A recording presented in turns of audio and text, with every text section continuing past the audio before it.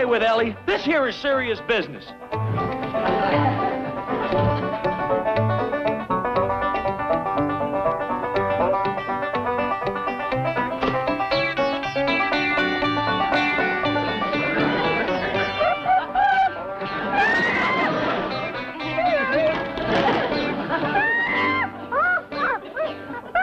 Don't bug me, Ape. I got to meditate. Ape can't do no yoga exercises. Doggone it, a guru ain't got a chance around here. Metro, I got chores for you. That does it. Metro, Don't bother me, Granny. I'm trying to free my soul. I'll free your soul, both of them.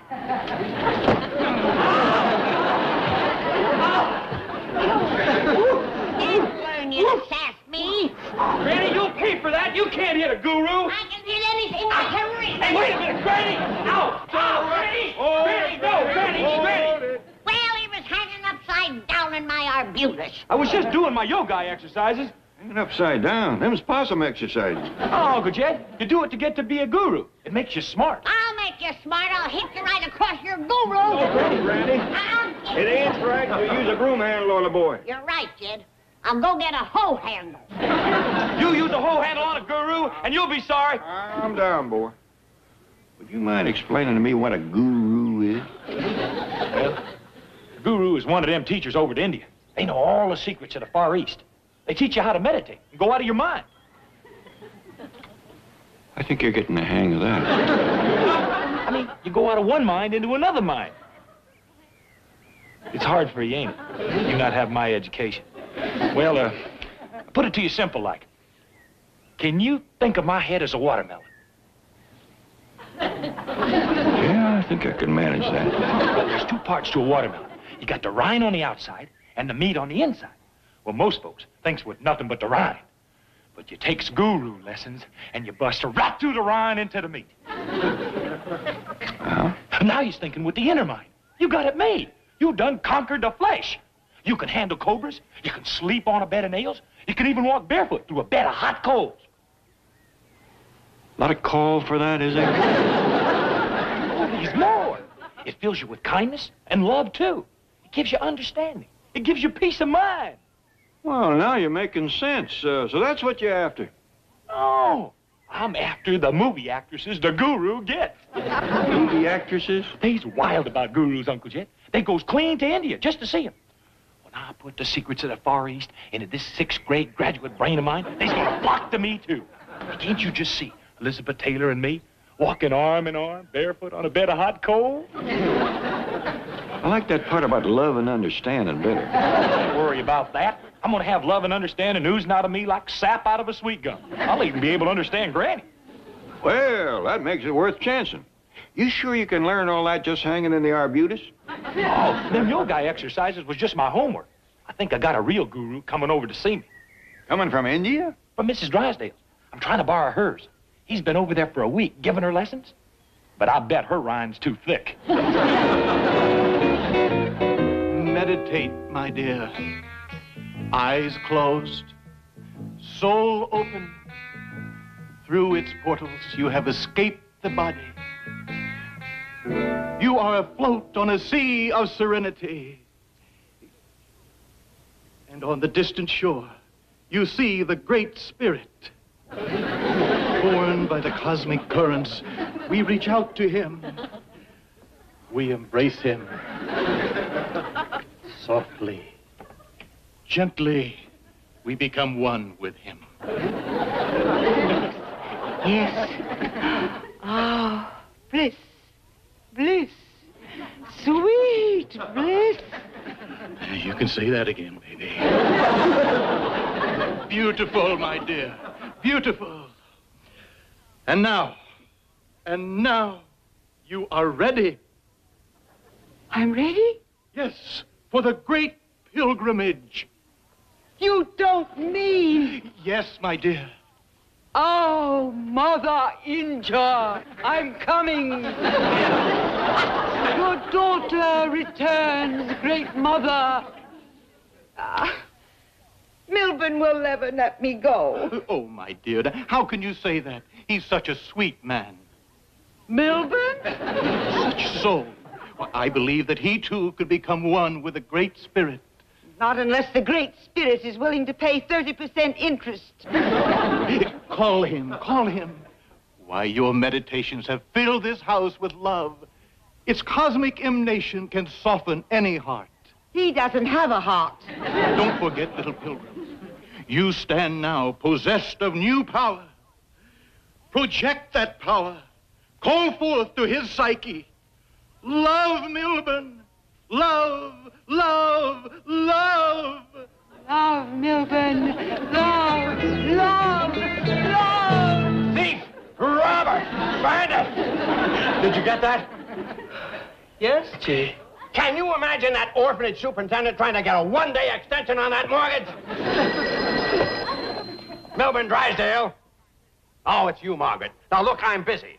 I know, dear, but this is very important. I'm here with my guru. Your guru? Oh, guru. Oh, that phony. What about it? Oh, well, darling, he thinks I ought to go on a retreat. So? Well, dear, it's all the way to India. Just a minute, Margaret. Where's Indio? In the desert near Palm Springs. About a $5 bus ride. I told the guru that you probably wouldn't let me go. I know it's expensive. Well, of course it's expensive, dear, but I'm not going to let mere money stand in the way of your spiritual growth. Yes, I'll have Miss Hathaway make arrangements for your transport. Oh, Milburn, you're wonderful. So sweet and generous. Just a loving, devoted husband, Margaret. Goodbye, dear. Do buses have steerage class? No, they don't. Second class? It's only a short trip. Yeah, you're right. She can stand. See if they'll give you a discount for that. Why don't you just let her ride with the luggage? No, they may charge by the pound. All right, get her a regular ticket. It'll be worth $5 to get her out of the house. You are a loving, devoted husband. Just average. Oh, now, wait a minute. Now, there must be a lot of guys who would pay big money to get rid of their wives for a while. Why, I might turn this into a profitable sideline. Oh, no! Draw up a form letter. Happiness is an out-of-town wife. For the nominal sum of $100, I will have my personal guru send your wife to India. That is the lowest. No, you're right. Make it 200.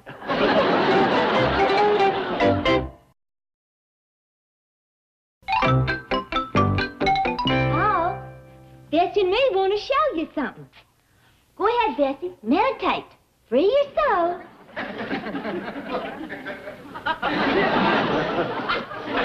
Good at it, ain't she, Paul? I've seen worse. I can do it, too. Watch this. Oh, Ellie, I don't believe I'd stand on my head if I was you. Well, Jethro's been doing it. He claims it reveals new powers of the brain. Well, in your case, it might reveal a little too much. Well, come on, Bessie. We can go in the front yard and practice. No, don't do that. Well, I don't want Jethro to get too much smarter than me. I wouldn't worry. He says them yoga exercises is going to give him wisdom. Well, if you ask me, it's going to give him a flat head and droopy ears.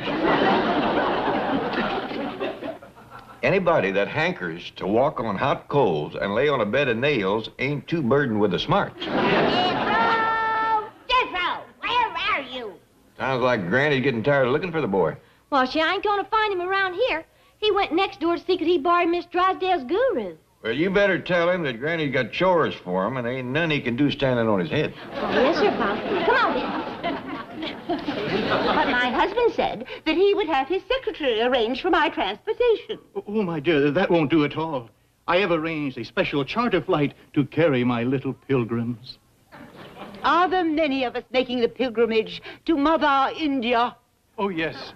Yes, my dear. It is a huge plane. I call it the Great Mother Flight. How much will it be?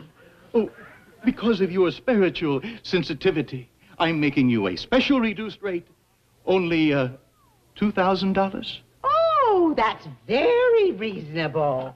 Of course, that doesn't include any extras. Extras? With things like food, water, place to sleep. How much will they come to? Only $750. Dear, it is beginning to mount up. Oh, but that includes such bonus extras as your own personal meditation mat, a float trip down the Ganges, a moonlight tour of the Taj Mahal. Ah, that sounds very exciting. And for another $50, you can touch an untouchable. I don't think I'd want to touch an untouchable. Oh, well, in that case, it'll be $100. What? Well, it might start a riot. They're very touchy. The untouchable? Oh, yes.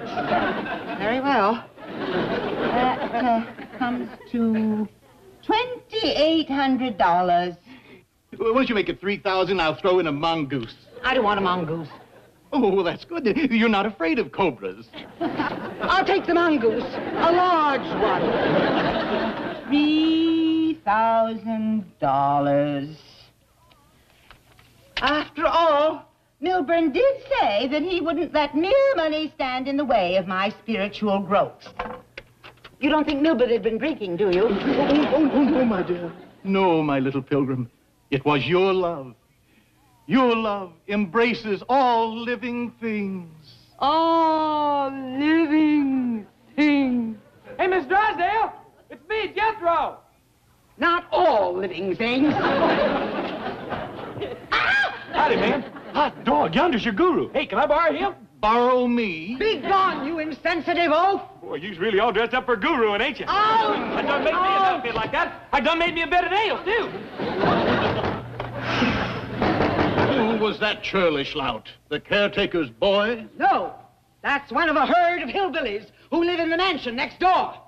Mansion? They think they can intrude anywhere simply because they have $80 million in my husband's bank. 80 Peasants! million Rabble! dollars? Paul, as long as you don't want me to do yoga exercises, can I go swimming? Well, if you ask me, that sure beats hot coals and nails. Oh, thank you. Oh, did you find Jethro? Yes, sir, he's up in his room. Oh, good, good.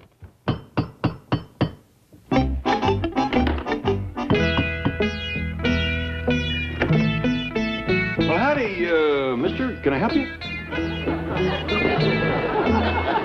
I was guided here by the great spiritual mother. Oh, well, have your mama to come in. Oh, she exists only in the mystic sense. I am the guru, Maha Mamura. Oh, you must be Miss Drysdale's guru Jethro spoke about. Jethro. Oh, that name strikes a spark in my psyche. Gets Granny fired up, too. I sense the presence of a kindred spirit. I see a tall, sensitive youth with a great capacity for love and a great appetite for celestial harmony. Yeah, hominy, hog jowls, goat tripe, coot gobbler, you cook it, he'll eat it. Jethro, can you come downstairs? Coming, loving uncle. Love his uncle. Love, love, love. I done conquered the flesh. I was emanating.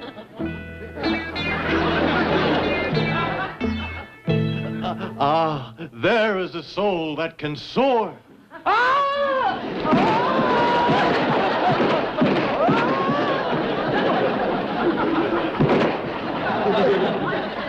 All right, boy? It's Mrs. Drysdale's guru. Good. Hey. Sorry I fell. Only the body fell, my son. You soar. I bet he is. You sure you all right? Shucks, loving uncle. Us gurus don't feel no pain. If they're holding Granny's best sheet and you'll feel pain. Mr. Guru, how about you and me going in the parlor yonder, meditating man to man? Splendid, my son. Jethro, I want some wood toted in. Oh, Go ahead, boy, I'll do it. You ain't dressed for splendors. thanks, loving uncle. Right in here, Mr. Guru. Let's commence meditating. Howdy. Hi. Let's start without me, my son. Greetings, my daughter. Well, I ain't your daughter. Oh, how fortunate. I was speaking in the spiritual sense. Oh, you must be Miss Drysdale's guru. I am guru to the world, my child. Well, are you going to learn Jethro to meditate and escape the flesh? I am. Could you learn me? Oh, you don't want to escape flesh like that. How would you like to make a pilgrimage to Mother India with a great guru? Well, gee, I don't know. What would we do, Guru? Oh, well, we'd meditate a lot, float down the Ganges while I plucked my sitar and sang the Indian love lyrics. Hey, Mr. Guru, come on! Later, my son, I'm having a spiritual conference with this lovely creature. Boy, when you see what I got waiting for you in the parlor, you won't want to waste your time with her. Really? Heck yeah, come with me. Perhaps another time, my dear. Yonder she is, a bed of nails. Well, go ahead, lay down.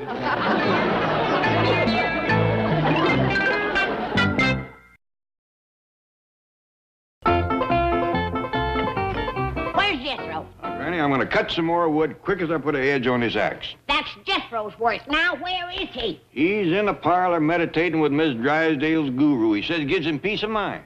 Well, he needs every piece he can get. Where are you going? I'm going in there and throw that guru out the front door. Oh, you ain't.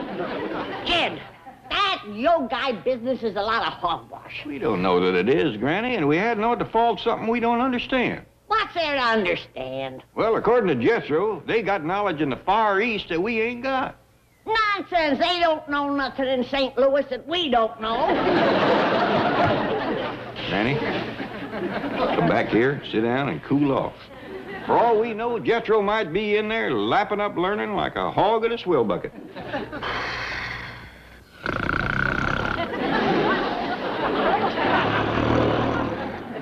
Son, disciple, pilgrim, dum-dum. Huh? I must have been in a trance.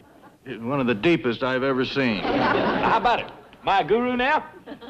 Almost. There's just one little technicality before my institute can give you a guru license. But you mustn't practice without one. Now, the authorities pick them up all the time in India. Bootleg gurus. Feed them to the hyenas. Sure enough. Sure. Horrible way to go. Very, very painful. Gurus don't feel no pain. Without a license, they do. Well, I want one. How much? A mere $50,000. $50,000? Well, now, of course, now, that's for a worldwide license. Do you spend much time in Madagascar or Outer Mongolia? Hardly none. In that case, we'll give you a domestic license. Good in the United States, Canada, and Mexico. I'll take one. How much? $25,000. $25,000? Tell you what I'm going to do. Son, I like the cut of your soul. How much can you pay? 50 cents. 50 cents? That's my whole week's allowance. Well, what about the 80 million? Oh, that belongs to my Uncle Jed. He said I don't get my share until I reach the age of reason. Oy vey. Well, that's just a guru incantation. I might be able to get an advance from Uncle Jed, but I hardly think he'll go for $25,000. Well, then, we'll cut out Canada and Mexico. That'll bring it down to $15,000. Do you travel a great deal in Maine, Wyoming, and South Dakota? No, sir. Good. That makes it possible for me to issue you what we call a limited domestic license. Well, how much? $5,000. I'll ask. That kind of a license? Will I be able to walk on hot coals and lay on nails? Warm ashes and carpet tacks. I'll ask. It's me, Granny Jethro. Hey, Uncle Jed, can I have an advance of $5,000 on my dowry? Your dowry? You know, what I get when I reach the age of reason. You mess up any more of my sheets and you ain't gonna reach it. What do you want to do with the money, boy?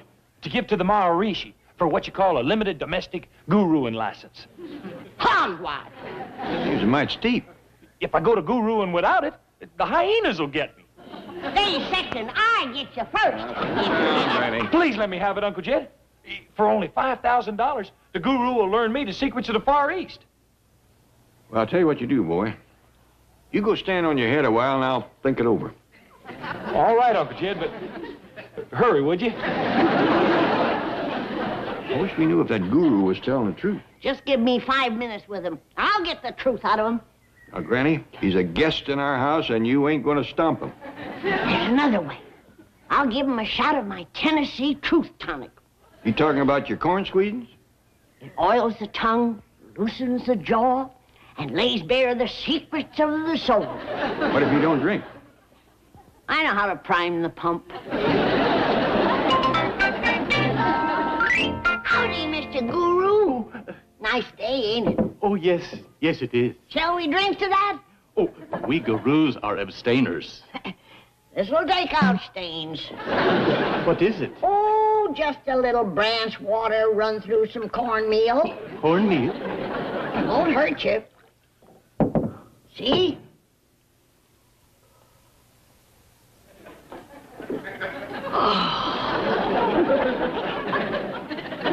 Oh, that's good. Well, we gurus should keep open minds. This'll open minds, sinuses, pores.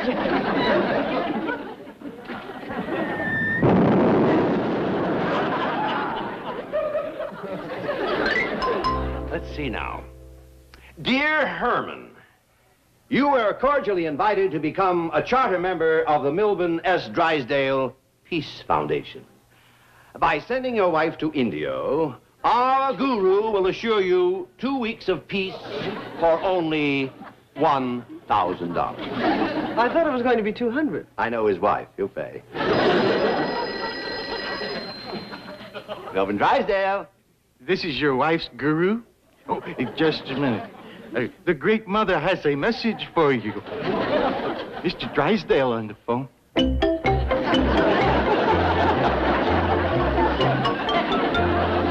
Oh, you are the queen of gurus. You ain't just whistling Dixie, brother. Hello? Make it snappy, Margaret. Oh, Granny! Oh, well, what can I do for you? Oh, you're going to India with the guru. No, Granny, I think you mean India. India? Put your money in the Bank of Bangalore? Oh, listen, Granny. Hello, wait, hello. That dirty double-crosser. If there's one thing I can't stand, it's greed. Hello, operator. Give me the police. I want to report a fake guru. Angle, baby. When you see my outfit, it'll kill him in Calcutta. Come in. Peace, brother. It's wonderful. Good. You're going to get about 30 days of it. You did? Oh, that's great. Thank you, Sergeant. That guru's on the way to jail. Oh, Granny'll never forget me for this. Hello, let me out of here. Is this the way to Calcutta? Oh, come in, Miss Walsh. Thank you. I have some papers for Mr. Drysdale. Oh, I guess he's still up at the Clampetts. They've gone back to the hills, and the chief foolishly agreed to take care of the house, Jethro, and the critters. And the what? Critters. That's hill talk for animals. Oh, hello, Chief. How's everything up the mansion? Mansion? You mean menagerie? This place makes the zoo look like a... Just gave you a stack of pancakes, you glutton. Sounds like Jethro. No, that's the bear. You're cooking pancakes for the bear? I'm cooking pancakes for everybody. I figure that's one thing they'll all like. You see, with syrup... Correction. One of them doesn't like pancakes. You throw another pancake at me and you don't get to watch television tonight. Jethro threw a pancake at you? No, that was the ape. Listen, Miss Hathaway, get me on a plane to the hills right away. I've got to bring the Clampetts back.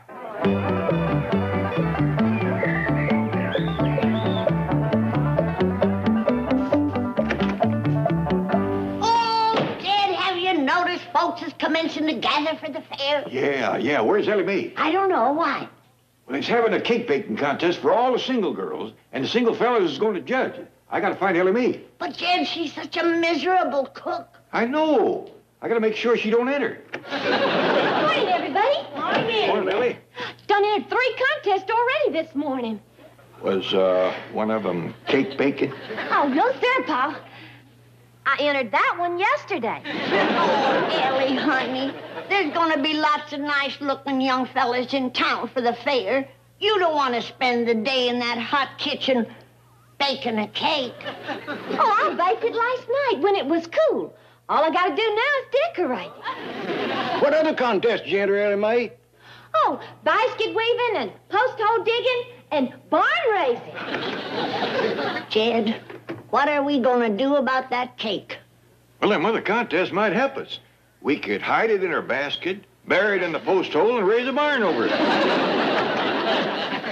Elverna Bradshaw, I thought I run you out of town. Granny, morning, Elverna. It's a mighty fetching outfit you're wearing. Thank you. I made this hat myself. Is that a hat? I thought your hair was on fire. Mr. Kellums. Yes, Mom? I'm looking for a suitable place to hold my daughter's wedding reception. Oh, yes, I heard your daughter's getting married. Congratulations. Thank you. I understand your dining room might be available? Yes, ma'am, and it is a dandy. It'll accommodate 12 sitting at the table, or 20 if they each standing. What they call buffet style. Now, we'll talk about the decorations and the menu later, but I would like some white doves. Oh, they may be hard to find. Would you settle for roast turkey? Mr. Kellums, I meant live white doves to sit around billing and cooing. Oh, well, if it's live birds you want, let me get you some purple martin. They not only bill and coo, but they'll keep down the bugs. Mr. Kellums, can I borrow your broom? Oh, howdy, Miss Bradshaw. Ellie Mae? I dropped my cake on the kitchen table, and it busted into little pieces. That's a shame, Ellie. Well, I guess that'll keep you out of the cake baking contest. Oh, no, sir. The cake's fine. It's the table I gotta sweep up. Oh, sweet girl. Too bad she's such an atrocious cook. Now, my daughter is a wizard in the kitchen, besides being divinely attractive. Big mouth attractive. Why, that girl is so homely. If she dropped her handkerchief in a Boy Scout camp, she'd have to pick it up herself. Victoria Rose is the belle of this county. Believe me, a lot of men are going to be miserable when she gets married. Really? How many men is she marrying? Oh, you little prune face. Look who's calling me a prune face. Why, you got so many wrinkles, your face could hold a 5-day rain. Ladies, listen. Prune face. I think the fair's about to begin, and y'all don't want to miss the opening square dance. That's true. I think I'll stroll over to the pavilion. Too bad Ellie took the broom. You could ride. I'm not going to stay in here and be insulted. Well, if you'd rather go outside and be insulted, let's go. Ain't going no place but upstairs. Oh, Jed, I want to watch the square dance. You can watch it from the porch up there. Now, scoot. But, Jed, I won't be able to see. Granny, you got eyes like a hawk. And a face to match. Oh, Alberta, you're going to get yours.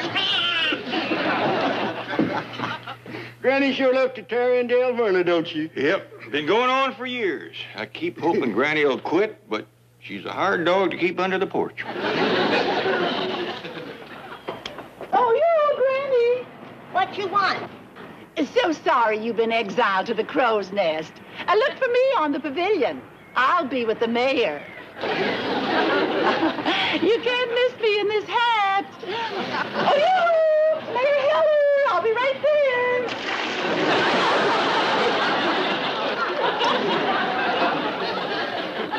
You're right, Alberta. I couldn't miss you. No, pray for this, you miserable little harpy.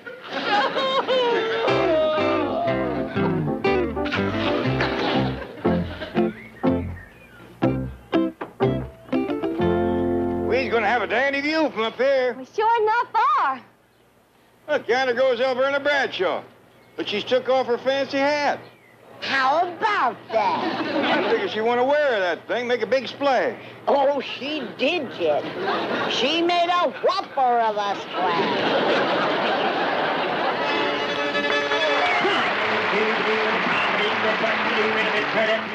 Look, they've already started the square dance. The fair's about to commence.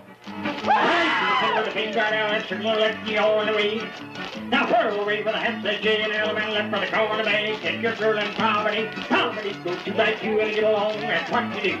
Step by one, you down, swing, go round and around with a pretty little thing. Go down, cinnamon by the ring, and the couple all right. Let never do, but just go, sail on things. Get tired, but like things and one like more. Hi, doggies. Nobody calls a square dance like old L.D. Keller. The bride and keep bring the door, you might. Sit little lady home dance. Sit by swinging everybody dance. Now step like that, shoot the reach the finger, and just right, shoot the step like that, shoot that, And nobody plays it like Slim Wilson and the Tall Timber Boys.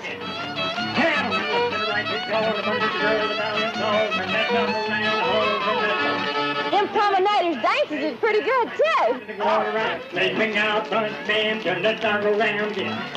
Hey, to the left, and a bucking tree, and a wind gets into the sea, you'll say, pop, more root, and everybody, and I see them say. Well, let's get on the right, you go, you go home, you come to go. Now you get home, you swing, everybody swing and whirl around for the little girl. Circulate, go down the word, you circulate. Now here we go. And the hand of folks, you don't be slow, and ladies bow. And the ditch bender, hold them tight, hold that fender, come on, run, hold them high. Swing on, everybody dance.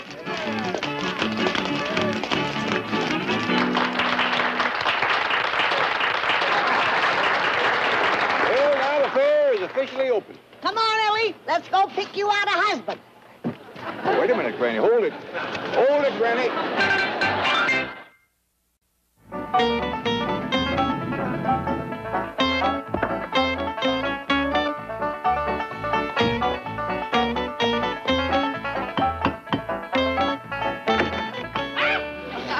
Only me, Miss Hathaway. Come in.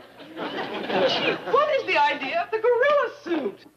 The law of the jungle, the survival of the fittest. What do you mean? I'm looking after a bear, a mountain lion, a chimpanzee, and other assorted wild animals. They fight over the food. If I don't scare them, I don't eat. Well, that should certainly intimidate the fiercest beast. Well, there's one a dozen, Faze. Oh, you've never heard such vicious snarling and growling. No other animal will go near the food until it's finished feeding. What is it? It's a Jethro, that's what it is. Talk about king of the beast. Next to that kid, a lion's a pussycat. Did you reach the Clampetts back in the hills? Yes, I just spoke to Granny at the hotel back in Silver Dollar City. What's the news? Well, I have good news and bad news. Granny says they're not coming back. They're going to stay there and get Ellie Mae a husband. And after she's married and settled down, the whole family might stay there. Good boy. Okay, now let's hear the good news. That was it. That was the good news? Wait till you hear the bad. Forget it. You couldn't possibly top what you just said. Granny wants you to send them their $85 million. You did it.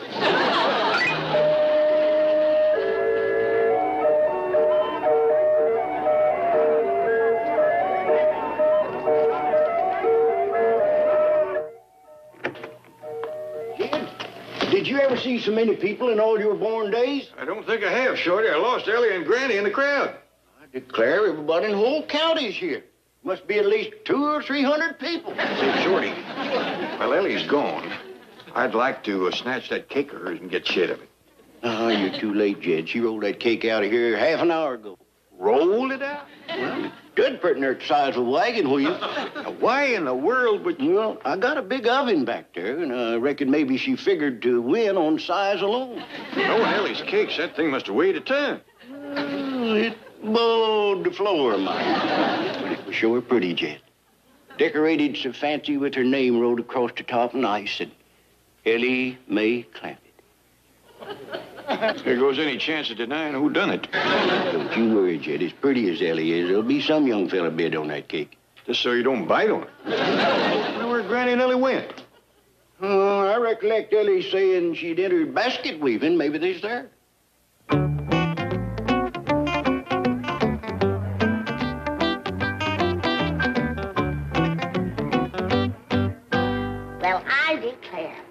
That is the most beautiful basket weaving I ever did see. Tell me, beautiful young stranger, are you married? No, ma'am. Don't tell me that a girl with your talent and the face and figure of an angel is single. Yes, ma'am. I can't believe it. Why, the single fellas around here must be weak-eyed. Will you weak-eyed single fellas come up front here where you can see? Would you ladies please step aside so the single fellas can get up here? Thank you, thank you. Now, tell me, beautiful, blonde, young, single lady, where you from? Pine Bluff. I was talking to this beautiful, blonde, young, single lady that's weaving this basket. Where you from, darling? Beverly Hills, California.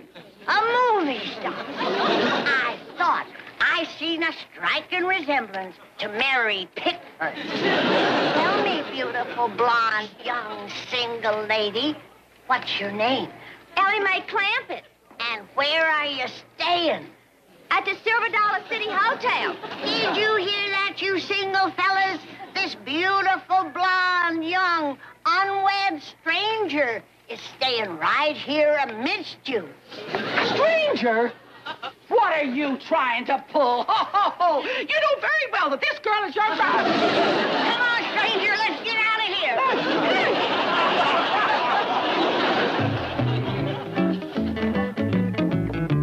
Excuse me, Sheriff. Do you see anything of Granny and Ellie Mae? Yeah, Jed. Last I seen them, they was headed for the candle maker's shop. Thank you. See you later.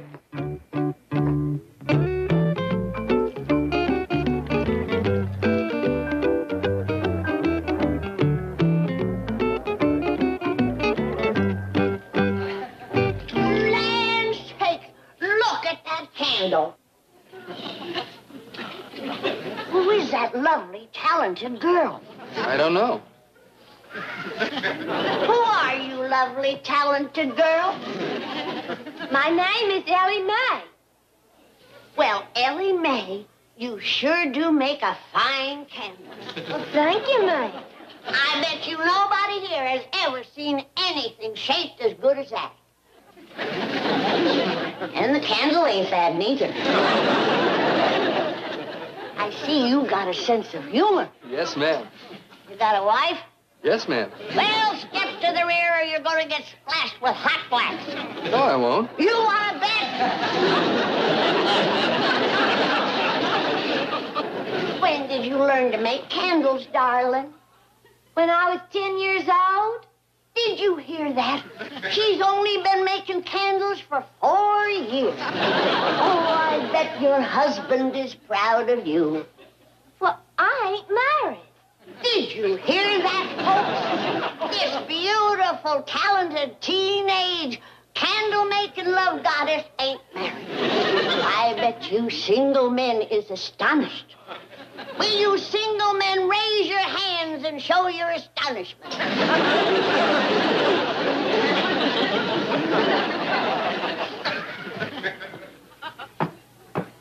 Let them single, astonished young men step forward while I ask this beautiful, talented, teenage, candle-making love goddess a few questions. What is your full name, child? It's Ellie Mae Clampetts.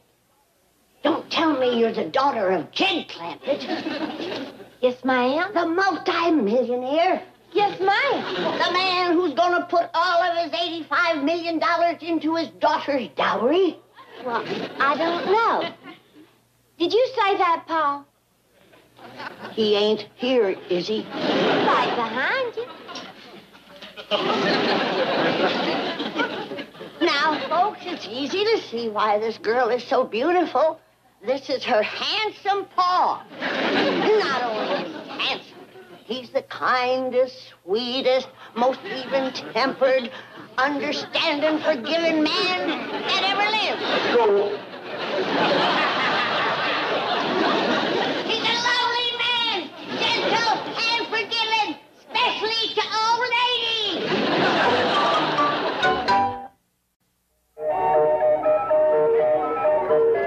This is the handsome millionaire father of the beautiful blonde, single teenage love goddess over in the candle shop. Jed, did something happen, Granny? Not yet, but it's going to. She don't stop showing Ellie Mae around this fair like she was some kind of a pet hog. You hear that, Shorty? He called his own lovely daughter a hog. Granny. No wonder I have to work so hard to get the poor girl a husband. Granny, I'm just about of a mind to take you upstairs and lock you in your room till the fair is over. Oh, please, Jed. You wouldn't do that to poor old Chick Allen. Chick Allen? What's he got to do with it? Well, I promised to help him sell his mountain medicine. You know, like his yarbs and his roots and his berries and such. You did? And Chick depends on that for his living. And my professional endorsement would help him a lot. I'm a doctor, you know. I sure would like to see you help Chick Allen sell his medicine. Thank you. But do you promise that's all you'll sell? On my word of honor, as next of kin to the grandest, noblest human being that ever drawed a breath, Jed Clampetts. Well, One of nature's noblemen, a walking saint, a legend in his own time. Granny, that's enough. Can I get my medical bag and mosey over to Chick's place? Okay.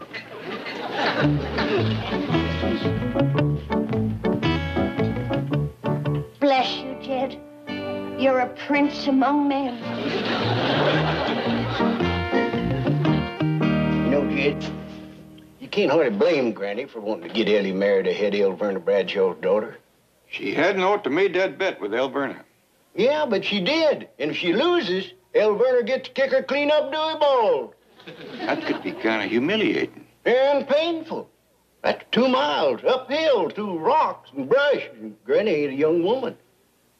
Fact is, she's kind of old and feeble. Gather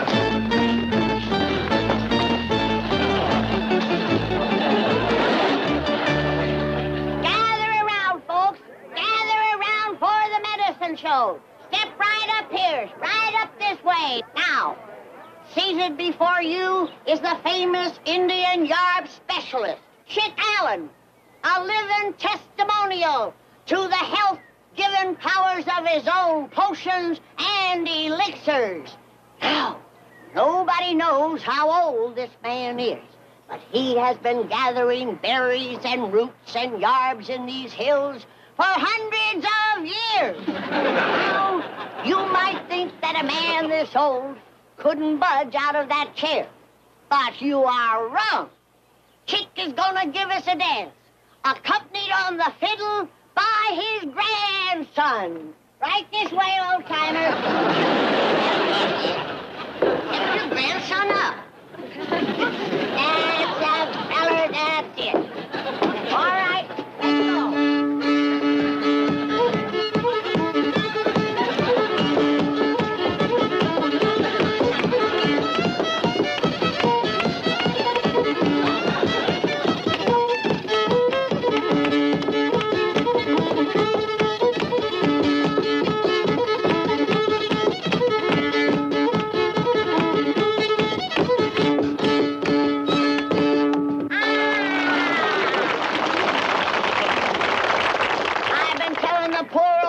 For 70 years, he ought to take his grandpappy's medicine. Now, as you can see, Chick makes potions and elixirs for man or beast. And also, yarbs of joy, Indian salve, blood purifiers, and snake oil.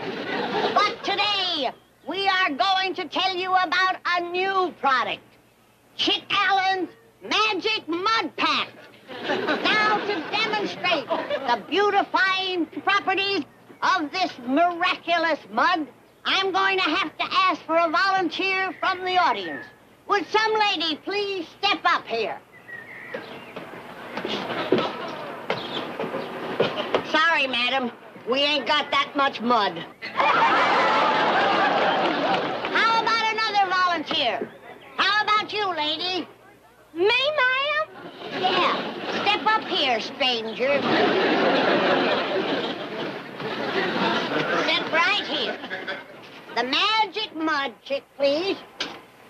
Now, I'm going to apply this magic mud to the face of... I don't believe it. I don't believe it. Why, this face can't be improved. Never in my 70 years of doctorate have I seen such a beautiful complexion as I see on the face of this magnificent creature. What is your name, magnificent creature? Ellie Mae Clampett? Well, congratulations, Mrs. Clampett. Well, it ain't Mrs., it's Miss. Did you red-blooded bachelors hear that? This beautiful, gorgeous young thing with the perfect features and figure to match ain't married. So, you're at it again. Folks, I'm Elberna Bradshaw. Oh, bless you, madam. Another volunteer. And I want to tell you... And this one needs all the help he can get. You know...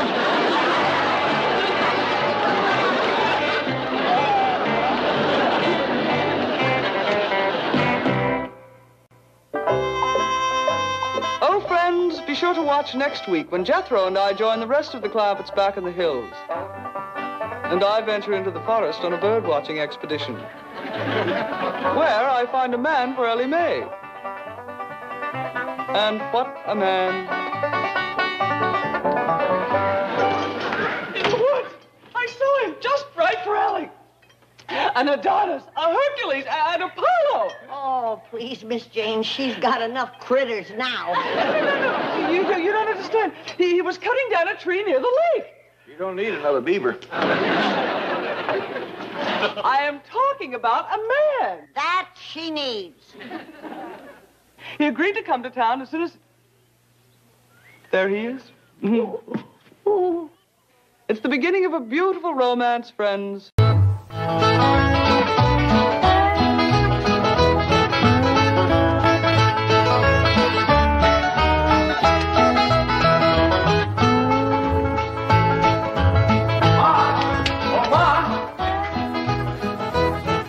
Here you are, Ma. Sign's all ready to put out front. Doggies, that's nice. Hey, Pearl, you sure do look pretty. Yeah, ain't nobody can sit at a piano with the style of your Aunt Pearl.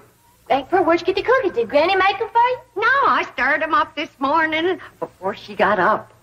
Granny's gonna whomp you for getting into her kitchen. I didn't bother her none. Gee, what do you think of my prices? Yeah, is that what you've been charging at home? No, but Beverly Hills is full of millionaires and movie stars, so I figured I could double them and get away with it. I reckon you might can. I don't recollect seeing one sign in this whole town advertising yodeling lessons. It does take a special knack, yodeling does. Oh, let it yodel.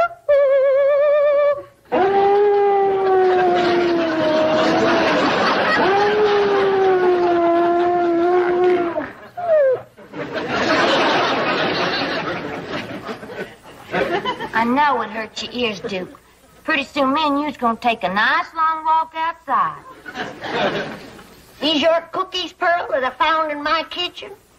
Yeah, Granny, are you gonna whomp her? Of course not. Pearl just made them to give to her music pupils. I figured that. So I drawed some of my cider to go with them. Well, now, ain't that nice? Looks like you two ain't gonna fight no more. Oh, shucks. Now, you give a cup of this to every one of your pupils, Pearl. Well, thank you, Granny. Granny, this ain't none of your hard cider, is it? Not especially.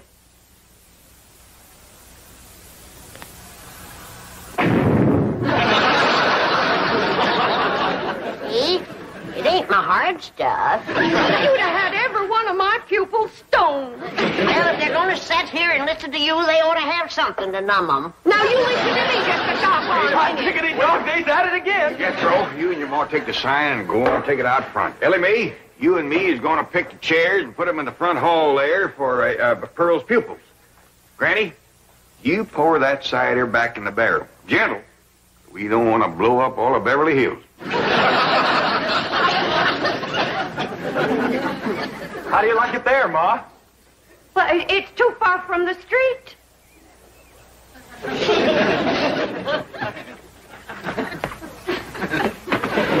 How's that?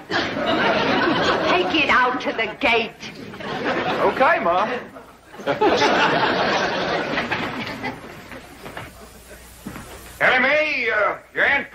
like you put on that pretty new dress that she made for you, and when the folks comes in for the lessons, you give them their numbers. What numbers? Well, Pearl wants everybody to take a number when they come in. That way it's first come, first served, and won't be nobody trampled in a rush. But, Paul, I was going to take Duke for a nice long walk so his Aunt Pearl's yodeling wouldn't hurt his ears. Yeah, I reckon it is a mite piercing for Duke. Yeah, he can hear sounds that ain't meant for human ears. Yeah, and Pearl can make them, too. How about Cousin Jeffrina handing out the numbers? Well, Pearl wants Jeffrine to be a playing and a singing as an example of what her teaching can do to a person. Come and get it, boy. Well, how about Granny? I reckon things will go a lot smoother if we keep Granny away from Pearl. Where's old Duke? I gotta use that soup bowl for him. Well, I ain't seen him, Granny, but it ain't like Duke not to come when you call.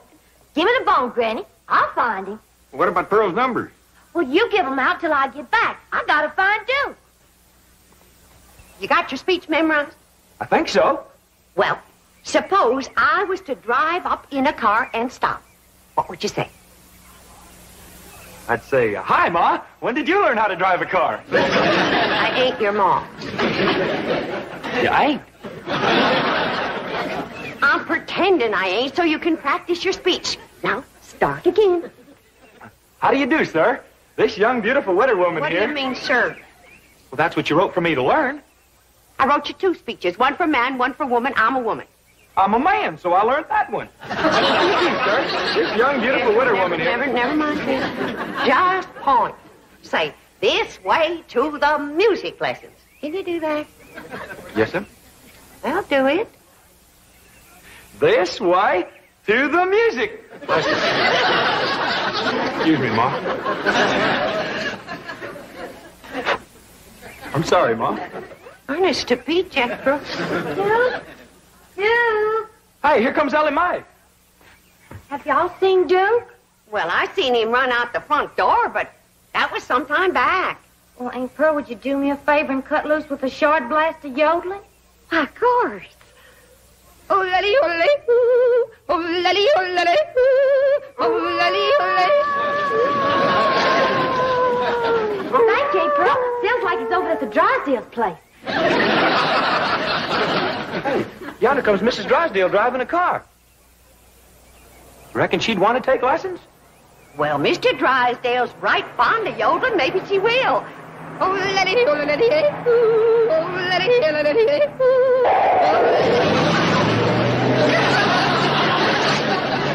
Tried to stop.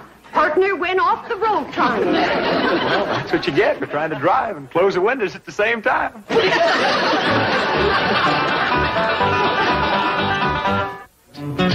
Right in, Mrs. Drysdale. Margaret, how nice to see you. I was hoping you'd... I insist that those hillbillies next door to us be deported. Deported? At once. Where to? Oh, any place. Pasadena. Oh, please, Margaret. Milton. Do you realize that Beverly Hills is preparing for its semi-centennial celebration? Yes, but... And do you realize that the eyes of the entire world will be on our famous city? Yes. And do you realize that I am the chairwoman of the celebration committee? Yes, but... And do you realize that famous personages will be coming to our home committee meetings? Well, answer me, Milburn. Speak up. Oh, yes. And do you realize that they will have to pass the Clampett home to get to ours? What's bad about that? They're out in front. That's what's bad. As I drove by just now, that Pearl woman screeched at me. She's probably yodeling. Well, it frightened me so I almost wrecked the car. Yes. She was definitely yodeling. And that brown mongrel dog of theirs came running through our flower beds, making the most mournful racket. No, don't worry, dear. I'll take care of everything. I've already taken care of that unearthly howling. I called the dog catcher. But Margaret, they won't take Pearl. I called the dog catcher to take their dog. Mrs. Drysdale, the Clampetts prize that animal. Ellie Mae will be heartbroken. Then let them keep it in the house as I keep my French poodle. Mrs. Drysdale, Duke is a hunting dog. He's used to the Miss outdoors. Hathaway, I believe you have a telephone call to make. Oh, yes. Right, Chief. Immediately. I've also taken care of that so-called yodeling. I preferred charges against Pearl Bodine for disturbing the peace. Come on.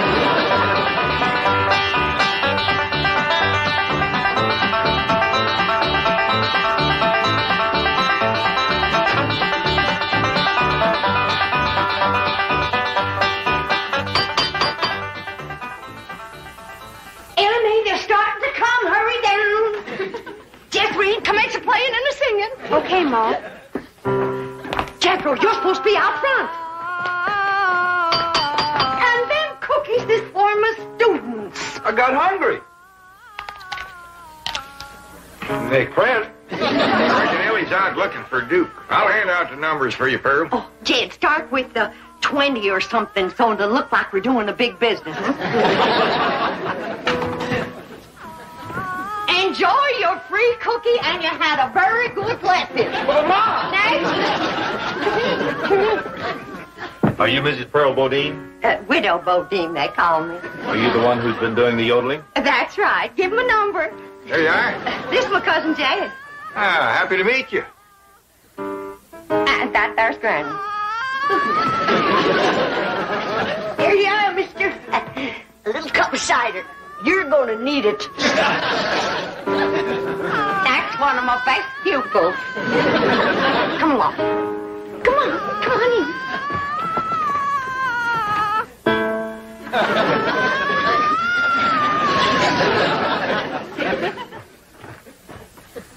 What is it? What's the matter? Chief, I telephoned the animal shelter. They get Duke? Yes, and Ellie saw them. She followed them all the way to the shelter and proceeded to, and I quote, beat the living daylights out of the entire staff. Get over right away. Right, Chief.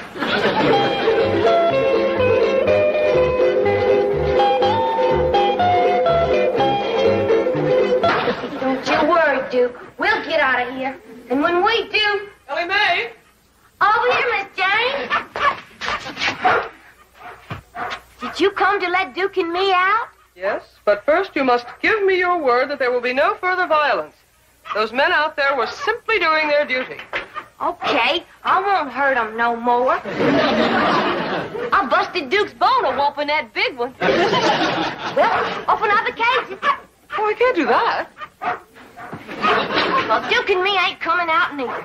Ellie, dear, the animals here receive the very finest care and the kindest of treatment. If they were allowed to run loose, they might go hungry or be run over and hurt. Well, do they have to stay here all the time? Oh, no, only until someone comes along who'll pay for their license and give them a good home. I had to open my big mouth.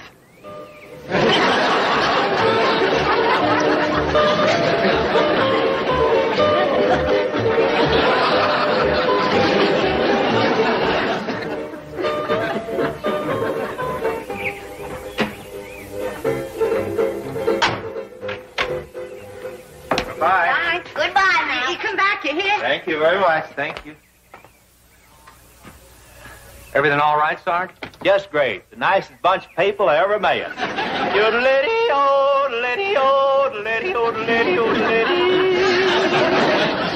Sarge, you haven't had a nip, have you?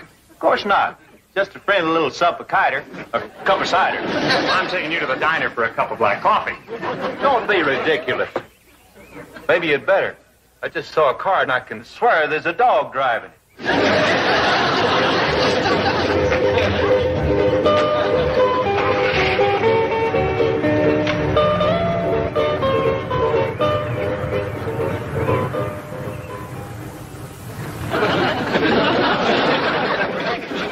Miss Hathaway, is all them your dog? No, Mr. Clampett. They're yours. Howdy, Pa. This year's all friends of Duke and me. Doggies.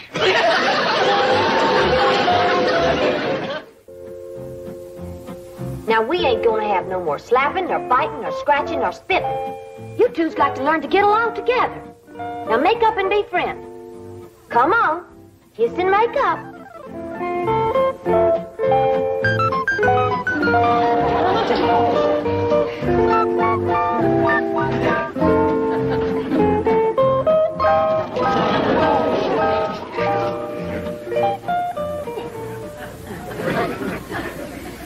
Ellie Mae, I think I got a job I'm going to turn over to you. What's that, Pa? See if you can get Pearl and Granny to stop biting and scratching at each other. Folks is a lot harder to handle than critters, Pa. That's the truth. Now, you better get all your dogs and cats outside, because the house just ain't a place to keep... Help! Help! Oh! Help! Help! There's a big rat after me! Oh!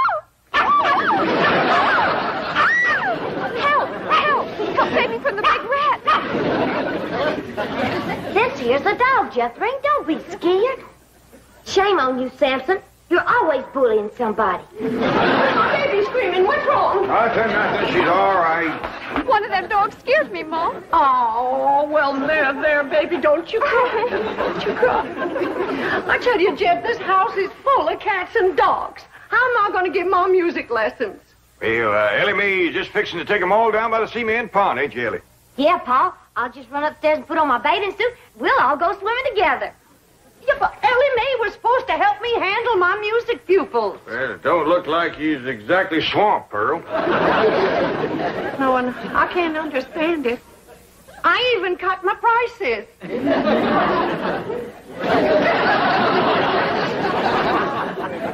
Oh, come on, Jethro. Just a short ride? I don't think Ma'd like it. She said somebody's got to stay here with the sign. Just a short ride. It's such a beautiful day. Gee, I'd sure like to, but I dasn't. All right. I'll tell you what. I'll let you drive my car. Hot diggity dog, that does it. I'm going.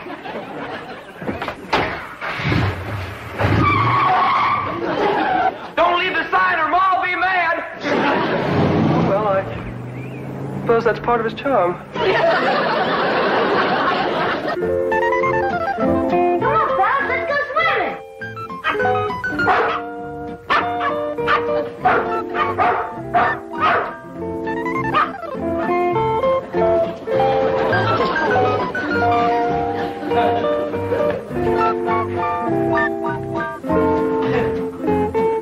Thought we'd forgotten you, huh?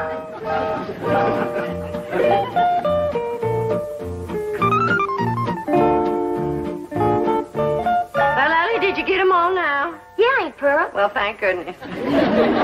I'll be surprised if I got any voice left after all these carryings on.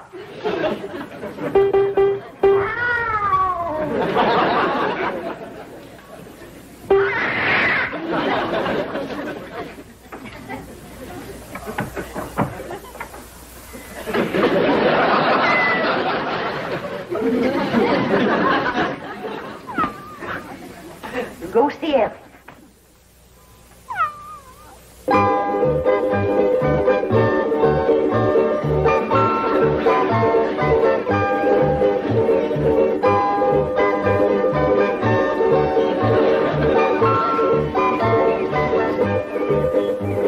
Rusty, now that you and Skippy's such good friends, I bet you'd like it fine if you could swim, too. There ain't no reason that cats can't swim just as good as dogs. It ain't nothing to it. All you gotta do is hold your head up out of the water and all your feet are kicking. Just like Skippy's doing, see? There's what you call the dog paddle. But for you, we'll call it the cat paddle. Water ain't nothing to be scared of if you know how to swim. Watch and I'll show you how to do it.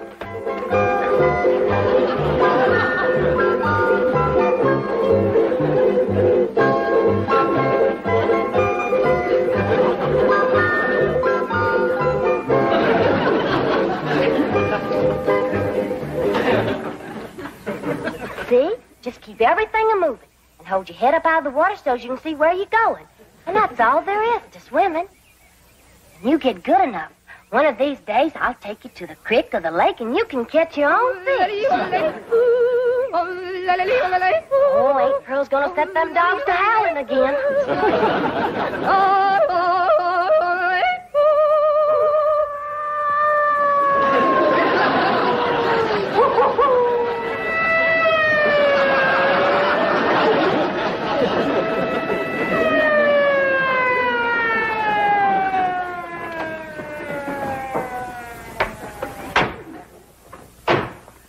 No, Sarge. I'll handle this complaint.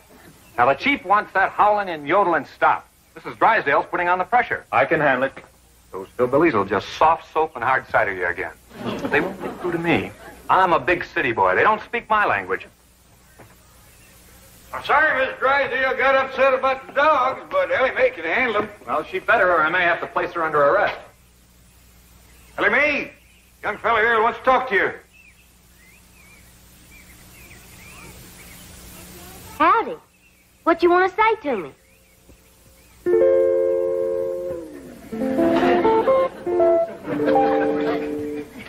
Young fella. Huh? What you want to say about the dog? What dogs? I reckon the ones that's jumping up on you. Oh, yeah. Wonderful. Beautiful. I love them. Do you like cats? I love them. I got a cat that swims. Wonderful. He'd rather swim than eat fish. Come on, I'll show you. Young fella. Don't you want to see the cat swim? Oh, you kidding. Cats can't swim. Critters will do things for that girl he wouldn't do for nobody else. Come on, Rusty. Jump in. Come on, Rusty. That's the way. Good girl. Good girl. Ain't that something? Sure is. How you can tell your friends you've seen a swimming cat. Who are you kidding? Cats can't swim.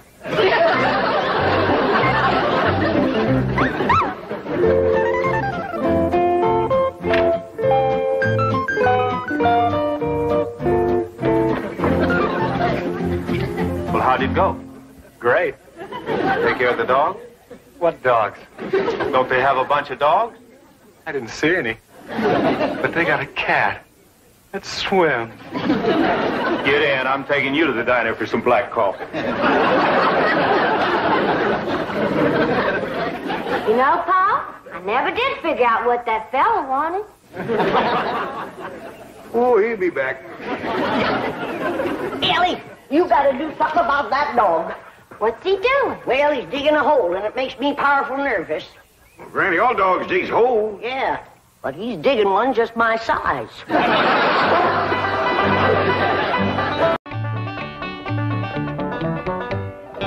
Granny, there is only one smell beats magnolias and honeysuckle, and that is your collard greens and fatback. Well, Jed, spring wouldn't be spring unless I whomped up a good big pot of collards and side meat. You got wild onions in there? Just like back home. I hope you're going to have plenty of cornbread to crumble into pot liquor. Oh, you betcha. That reminds me, I better go stir it up. Will you guard my pot for me? Why, sure, but it ain't likely any critter would bother boiling greens. There's one that will. And he's been sitting up in the tree for the last 3 hours, waiting for me to go into the house so he can swoop down. Sound like a buzzard. You're close. It's the 10-toed, black-tufted victual snatcher.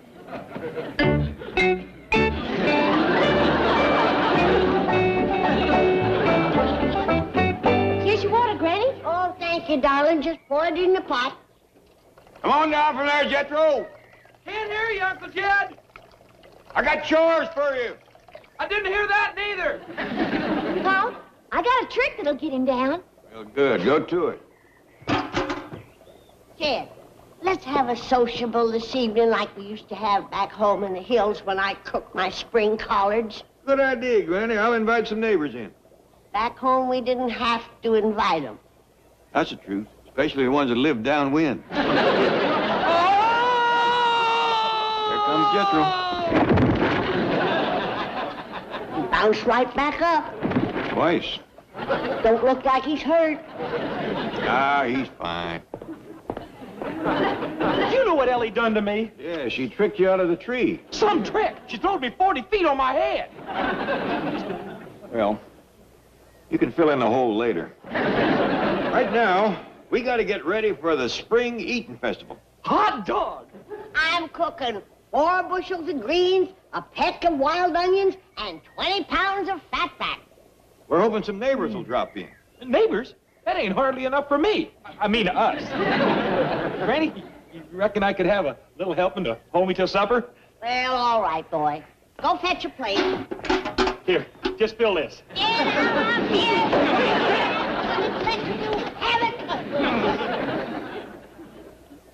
There is living proof that the moon ain't made of cheese. If it was, Jethro would be there. That'd be a heap less moon. I told you I could get Jethro out of that there tree. Anything else I can do? Maybe Ellie can commence inviting the neighbors. She can start with the Drysdales. I don't hardly think they need an invite. Their house is downwind. Besides, Mr. Drysdale likely at the bank by now. Chief, are you serious? You're letting Mrs. Drysdale sell the house? A prospective buyer is coming this morning to look it over. But you live right next door to the Clampetts. I can't picture you ever leaving. Well, I promised Margaret if she'd stick it out for 7 years, I'd let her sell the house. And I am a man of my word. Well, congratulations. You've got newfound courage. You've got self-confidence and maturity. Thanks. I've also got an option to buy the house on the other side of the Clampetts. But your wife will be in the same spot. Not exactly. The new house is 25 feet closer. You'd better think twice about this. Your wife just might leave you. Gee, I hadn't thought of that. No, I don't want to dream the impossible dream. Yes? Oh, hello, Margaret. Milburn, darling, I hesitate to bother you. You've been so sweet about selling the house. What's the problem? Well, our prospective buyer is a celebrity, doubtless a man of fastidious taste. And I'm afraid when I show him around, he's going to be nauseated. Well, that's simple. Just don't talk so much. I was referring to the fact that Granny is cooking some witch's brew out by the pool, and the stench is blowing this way. Well, maybe the wind will change before the buyer gets there. Don't worry about it. And, oh, Margaret, you get upset with me at times, but you wouldn't ever leave me, would you? Of course not, darling. Okay. Goodbye. Don't ever get my hopes up like that again. If I may ask, who is the prospective buyer? The famous entertainer, Pat Boone. Pat Boone, how marvelous! You know him? Well, not personally, of course, but I understand he's a perfectly charming man. Tremendously talented and yet modest and unassuming. In short, a fine human being as well as a great artist. Never mind that. I want to know about the important virtues. Has he got money? Where does he bank? Chief, has it ever occurred to you, have you ever entertained the thought that there just might be something in this world more important than money? Of course. I not only entertained the thought, I mentioned it to my father. I said, Dad, there must be something in this world more important than money. That's when I grew the mustache. Why a mustache? To hide the scar. He hit me right in the mouth. What have you got in that kettle? What does it smell like? Foul. No, there's no chicken in it. It's malodorous, fetid, and stultifying. You ain't even close. It's collards, onions, and fatback. Granny, I have a favor to ask you. A very important gentleman is coming to my home. And if he smells this odor... I know what you're going to ask, honey. Just fetch him over. There ain't nothing like a mess of greens come spring. Now, how much longer will you be cooking this mess? Oh, it ought to shimmer all day. Could I possibly persuade you to take it off the fire now? Can't wait, huh? All right, fetch over a plate. I'll fetch over the smog control officials.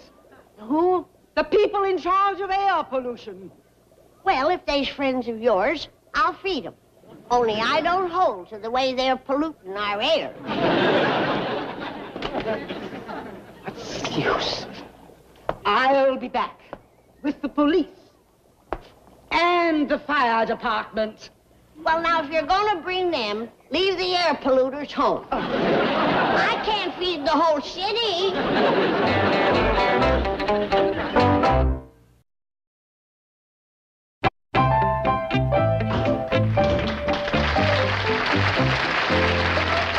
Welcome. I heard you drive up. I'm Mrs. Drysdale, and I know you're going to adore my lovely home. Do come right in, Mr. Boone. I'm Mr. Boone's manager, Mr. Tucker. Oh, couldn't he come? This is Mr. Boone. I got him back from a fishing trip to look at your house. How do you do, Mr. Boone? Oh, how do you do? May I ask where that unusual odor is coming from? Odor? Oh, you must mean the exotic orchid fertilizer. My next-door neighbor is an orchidist. Really? The first day of spring, we have this unusual odor for a few hours, and from then on, it's just heavenly fragrant. Please do. Hurry right in. Doc, you go ahead. I'm going to find out who's cooking those collards and fatback. Is that what that odor really is? Man, that odor's perfume to me. I haven't smelled anything that wonderful since I left Nashville.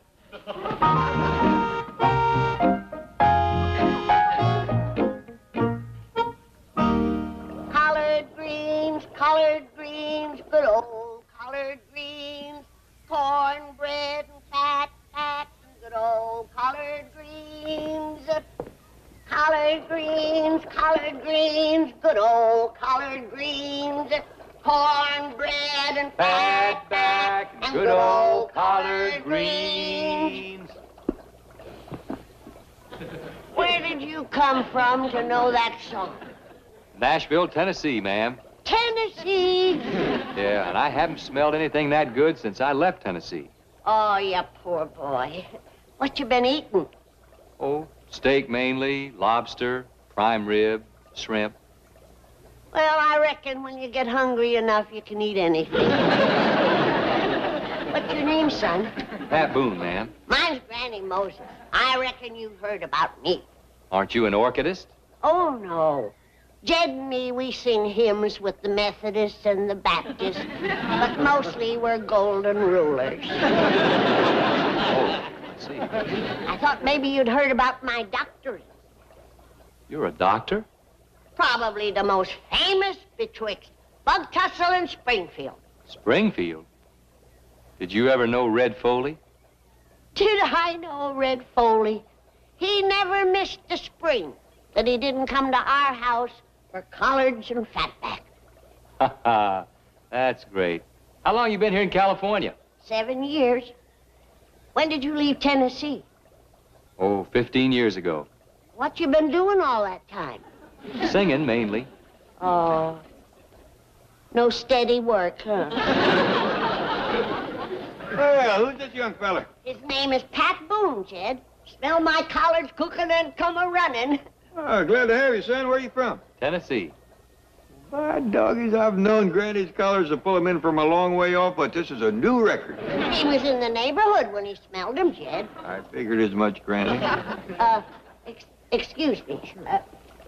Would you like to stir? Oh, I'd love to. He's a drifter, Jed. Left home 15 years ago and ain't had a steady job since. Ain't had a decent meal neither, poor boy. Well, let's offer to take him in. Maybe we can help him get work.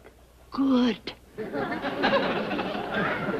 Son, we got a fine big house here with plenty of room. We'd be pleased to have you stay with us. Oh, I sure do thank you, but I've got a place to stay. Now, don't be proud, Pat. Sleeping in freight yards can be dangerous. I promise you, I'm not sleeping in freight yards. Well, then, how about dropping around about sundown and having some collards and fatback with us? Now, that I would purely love. You like cornbread and pot liquor? Does a possum like persimmons? Speaking of possum, Granny's going to bake a few for tonight. With sweet taters. Oh, now you're making me homesick. Well, see you tonight. Listen, how can I thank you folks? You got a guitar? Sure. Good. Fetch it along this evening and you can sing for your supper. Oh, you play and sing, do you? Well, that's how I've been making my living.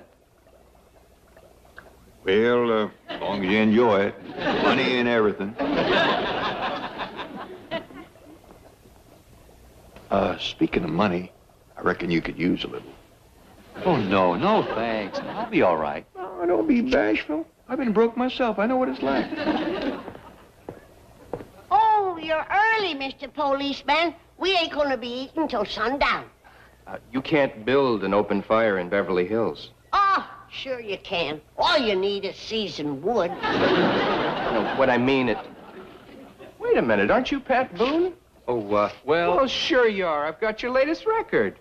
The boy's got a record, has he? Well, sure, a bunch of them. Haven't you seen his pictures? No, we don't get down to the post office much. Please don't arrest him, Mr. Policeman. He's a good boy. He just fell on hard times. I'll vouch for that. Is this really on the level? They don't know who you are? That's right, officer, and I'd like to keep it that way. Couldn't you parole him to us? We'll help him. How about if he give up singing and playing and takes an honest job? Thanks, Granny, but I'm just going to go along quietly with the officer. Well, will we see tonight? Oh, I'll be here. Nothing can stop me. Don't bust out of jail, Pat. Even Granny's collars ain't worth that. I'll smuggle your mess to the jail. There'll be a file in the fat back. I hope they don't lock him up, Jed. I reckon it goes hard on you once you got a record. And him with his picture in the post office. Well, we'll look after him. Yes, he's right here. Mr. Clampett for you, Chief. Oh, Mr. Clampett, what can I do for you? Well, first off, we'd like to invite you and Miss Jane to come by this evening for collard greens and fatback. Oh, wonderful, wonderful. Yes, we'd love it. What's flatback? It's fatback. Oh. What's fatback? Meat? Oh, yes, Mr. Clampett. I was just explaining to Miss Hathaway what fatback was. Yes, we'll be there. Good. We're going to have a little entertainment, too. A boy by the name of Pat Boone. Pat Boone? I know you never heard of him. He's from back in our part of the country. He happened to smell Granny's collards a cooking, and he come a-running. Oh, he likes collards, does he? He's just crazy about him. We all been hitting it off real good. Well, fine. We'll be looking for you. Bye. Oh, this is beautiful. Pat Boone met the Clampetts and loves them. And Granny's victuals. Really? Yes, he's a collard addict. Now he'll give me anything for my house. I'll call Margaret and tell her to raise the price to $250,000. Now, why, give her the pleasure. This is the kind of thing I do so well. Plucking a pigeon. Well, Mr. Tucker, I'm sure you'll agree that this is a delightful home and well worth $200,000. Well, of course, that will be up to Mr. Boone. Where is he, by the way? He went next door. Oh, no. Mr. Tucker, I'm going to give you the opportunity to be a big hero in the eyes of your clients. Let's say $100,000. I'm sure Mr. Boone will be pleased to hear that. Why did he go next door? To investigate that odor. Oh, dear. They would have to fertilize their orchids today. Let's say $50,000. Mr. Boone didn't think it was orchid fertilizer.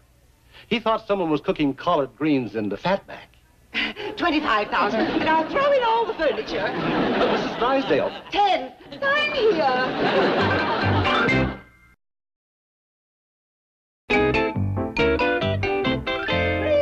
Free, we're free. I've sold the house. Oh, Margaret, you should have waited for me. I could have got a... You got $1 million? Look again, dear. Don't tell me you sold this place for $100,000. No, look again. 10? Oh. No wonder you were yelling, free, free. Oh, we take a little loss. It's worth it to get away from Granny's vile concoctions. Pat Boone would have paid $250,000 for this house. Not after he smelled that vile hillbilly brew. He loves it. He's a hillbilly himself. You just blew $240,000. If you wish to continue this conversation, please lower your voice. Is this low enough? Much better. Can you hear me? Yes, but smile. How's this? Fine. Now, what do you wish to say? I'm going to strangle you. Come on, everybody. It's pretty near collar time. Jed, I thought you was guarding my kettle. That 10-toed riddle snatcher will gobble up everything. It's all right, Granny. He's upstairs getting changed to his agent's clothes. How come? Well, I asked him to see could he give this Pat Boone a leg up in the show business. Oh, that's nice. I sure hope the boy can sing. Now, don't you worry, Jed. All us Tennessee folks are born with the gift of music. They used to call me the songbird of the Smokies. Hair Charlie Me's ready. Is Mr. Boone here yet? Ellie Mae, you ain't bringing that varmint to the Collard Festival.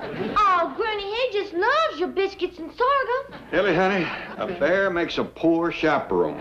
Mr. Boone is liable to get the idea that we don't trust him with you. There he is. Quick, hide the bear. Granny, you don't quick hide a 500-pound bear. Well, Miss Jane. My time for the Colored Festival? You bet you are. Granny? Ellie? Fairchild? Where's Mr. and Mrs. Drysdale? Oh, they'll be delayed. They're having a little contretemps. Well, they hadn't ought to eat before they come. Let them eat, Jed. Betwixt Miss Drysdale and Jethro, there won't be enough for the moon boy. Yeah, and he's liable to be hungry. They don't feed him too good in jail. Are you by any chance referring to Pat Boone? You know him, do you? Well, not personally, but I've seen his pictures. And you know he's got a record. Well, he has many records. Yeah, that's what the policeman said when he took him away. I still say he ain't a bad boy. He just got roving feet. I wonder if he's any kin to Daniel Boone. Well, as a matter of fact, Pat Boone is a direct descendant of Daniel Boone. There you are, Granny. The boy come by it honest. Old Daniel sure had wandering ways. Is it possible you don't know that Pat Boone is famous? I reckon he is, with his picture in every post office and his record in every police station. Jed, Granny? Oh, hi, Miss Jane. Jethro. Folks is commencing to gather out by the cement pond. Come on, let's go. What about that bear? Well, Granny, if he's kin to Daniel Boone, he won't be scared of no bear. Girl's right, Granny. Come on, let's go. Now remember, Tuck, these folks think I'm just sort of a singing hobo, and I like it that way. You mean you're going to sing for nothing? Don't worry, you're going to get your 10% of my collards and fat back. Some deal. Hey, speaking of deals, did you tell Drysdale we're not going to hold him to that $10,000 price? I'll tell him when he gets here. You'll worry. Let him. I read the fine print on that agreement. With the interest he charges, he could still get $200,000 for that house. Oh, there you are. Thief, robber, singing bandit. I ought to call the police. That's right. Whatever mistakes the boy has made, he's promised to turn over a new leaf. Now, if we all pitch in and help him, maybe he can make us as a singer. Milburn, get me out of this thing immediately. How did you get out of the basement? Never mind. Untie this straitjacket. That's a dandy idea, Miss Drysdale. Keeps you from making a pig out of yourself. I wonder could we get one of them for Jethro? All right, everybody, get yourself a plate and line up in front of the kittle. Quick as we get through eating, Mr. Pat Boone is going to play and sing for us.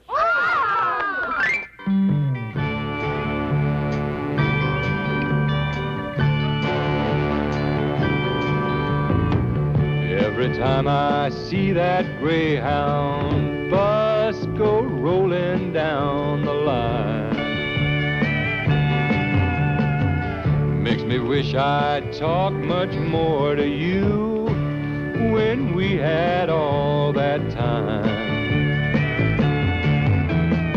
But still it's only wishing, and I know it's nothing more, so I'm never going back, never going back, never going back to Nashville anymore.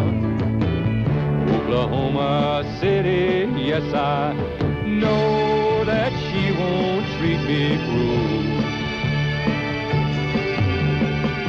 Denver, Colorado never made me feel like such a fool. These are only cities, but they're cities without you. So I'm never going back. No, I'm never going back. Never going back to Nashville anymore.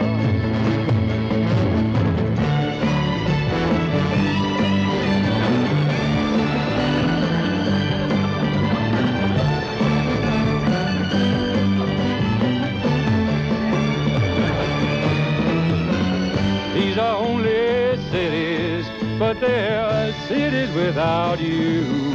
So I'm never going back. No, I'm never going back. Oh, I'm never going back to Nashville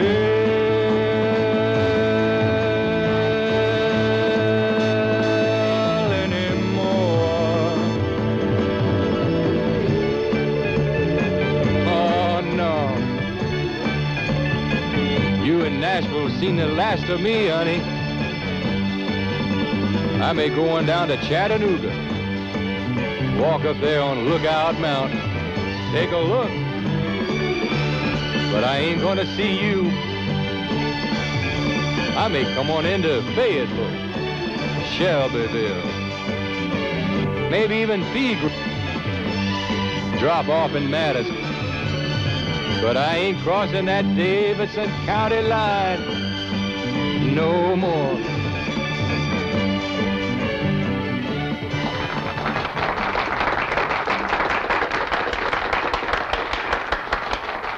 What do you think, Jethro? You gonna handle him? Oh, he needs too much work, Uncle Jed. He'll have to change his name, his style of singing, his whole image. It just ain't working.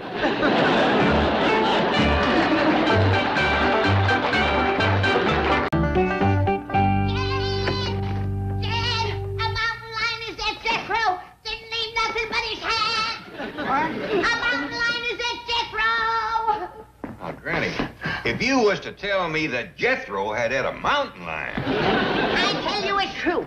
I sent Jethro to the root cellar, and when he didn't come back, I went to see what was keeping him. And there stood a great big mountain lion licking his chops.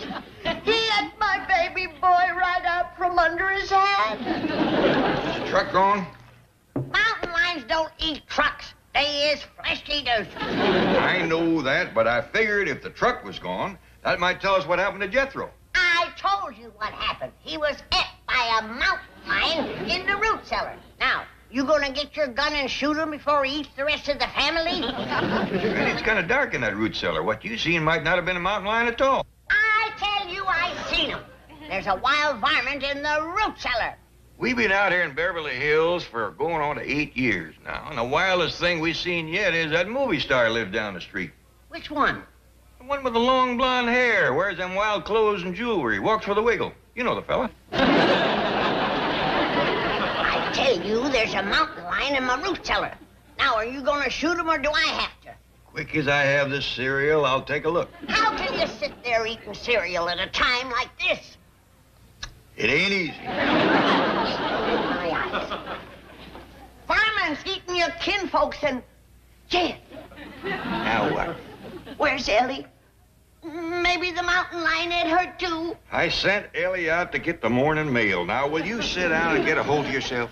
Here's the mail, Pa. Oh, fine, Ellie. Now, run fetch your pa's gun. He's gonna shoot that mountain lion in the root cellar. Giant gonna shoot Herman. Herman? Well, I got him yesterday at the animal farm. He's my new pet. Some pet. He ate your cousin Jethro. Herman wouldn't do that. Well, he did, and your pa's fixing to shoot him. Please don't, Pa. Do what you have to do, kid. Kinfolks comes ahead of varmints. Giant gonna do it, are you, Pa? Looks like the only thing I ain't gonna do for sure is eat this cereal. Oh, well, I'll give it to Herman. He just loves it. Herman, come get your breakfast. You bring no man-eating beast in here. He ain't no man-eating beast, Granny. See, he's just as tame as a kitten. You get that vicious killer out of my kitchen. Come on, Herman. We'd best scoot. You see, Jed? I told you I seen a man-eating beast. Yep. Now, if you'll fetch me another bowl, you'll see a man eating cereal. Looks like somebody has sent us the latest copy of the Silver Dollar City News. Who was it? Don't say. Well, doggy. Guess who's getting married? Who? Alverna Bradshaw's daughter. Big Mouth Bradshaw? Yep. Are you telling me that the homeliest girl in the hills has got herself a fella? Seems that way. I don't believe it. Read it for yourself. Here it is, in black and white. Yep. Alverna's daughter is getting married. Yep. I don't believe it. Afraid it's true, Granny. You realize what this means? I'm afraid it means I ain't gonna eat this cereal. We've got to get Ellie Mae married right away. Why? Because Big Mouth Bradshaw Bradshaw is 2 days younger than Ellie.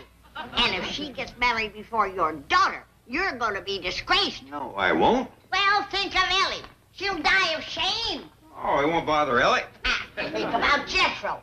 Why, he's a boy with a lot of pride. He's liable to leave home. Not as long as we got victuals here. This is no joking matter. We've got to take Ellie back to the hills and get her married right away. There's no time to lose. Why the hills? 'Cause that's where the men are the marrying kind. Could we talk about this after I have my breakfast? I'm powerful hungry. No, Jed. We've got to settle this matter right now. There's no time to lose. Well, all right.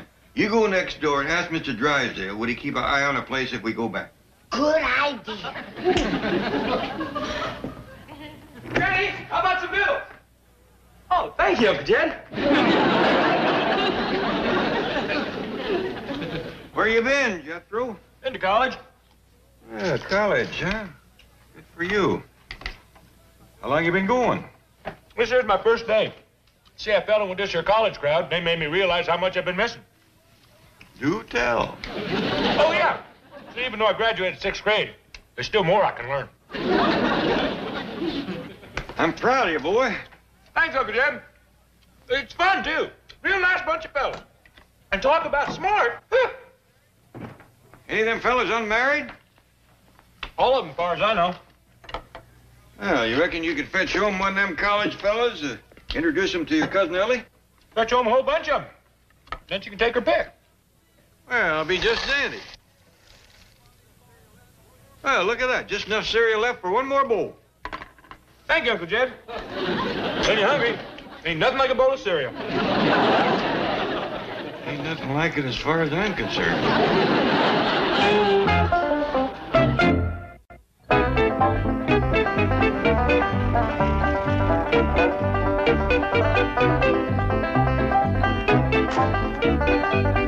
Oh, good morning, Granny. Morning, Miss Jane.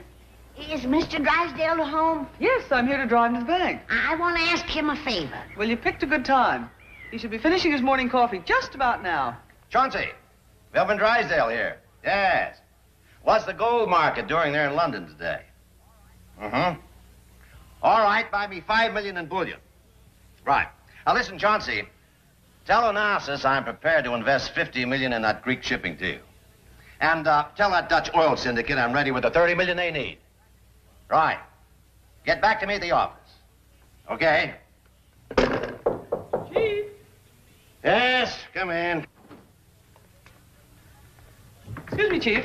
Granny's here, and she'd like to ask you a favor. What is it? Well, they're going on a trip, and they'd like you to keep an eye on the house and take care of Ellie's critters. The answer is no. I am a bank president, not a caretaker. An international financier, not a zookeeper. And Granny's going to be told that right now. Go tell her. Me? Well, why don't you tell her? Miss Hathaway, I just told you, I am an international financier. I just invested $85 million by long-distance telephone. And I can't afford to argue with those hillbillies. Why not? Because it's their $85 million. Morning, Mr. Drysdale. Did Miss Jane tell you the news? She's going on a little trip. Palm Springs, Lake Arrowhead? No, we's going to God's country. Fort Knox? No, we's going back home to the hills. What for? To get Ellie Mae a husband. Granny, there's plenty of eligible men right here. Now, don't start that again. You've been yelling suey for the last 7 years, and you ain't got a hog to the trough yet. Now, we'll be leaving as soon as the truck is loaded, so you fetch our money over to us. All of it? Well, Ellie has got to have a dowry. Granny, you don't want to go back to the hills with $85 million. It's better than nothing. Now, steady, Chief. Do you realize if they take their money out of my bank, I'm ruined? We'll think of a plan. Maybe There's no time to think or plan. This calls for action. Now. Chief! What are you going to do? I'm going to stab all 4 of them. No! Let go of me. They're not driving back to the hills. Chief, come to your senses. You can't use that on the Clampetts. I don't intend to. I'm gonna puncture the tires on that truck. They'll have to get some out of a catalog. It'll take 3 weeks to get new ones.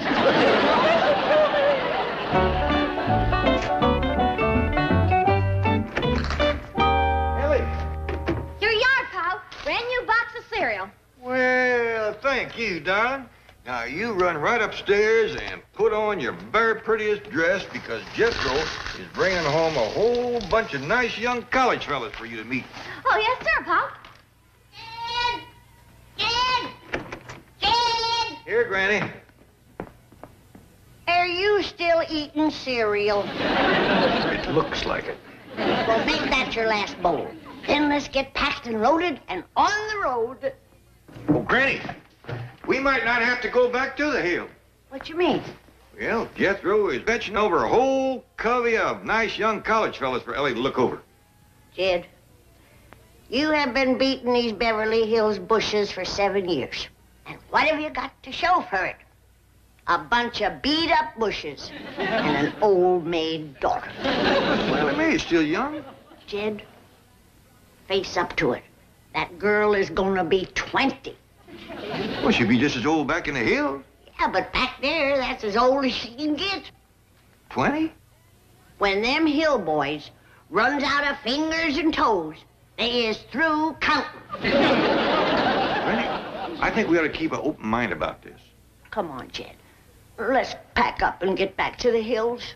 At least let Ellie meet the boys. She might cotton to one of them. All right. I've got a completely open mind about it. Of course, let's have Ellie Mae meet the college boys. Good. And as quick as she's met them, let's head for the hills.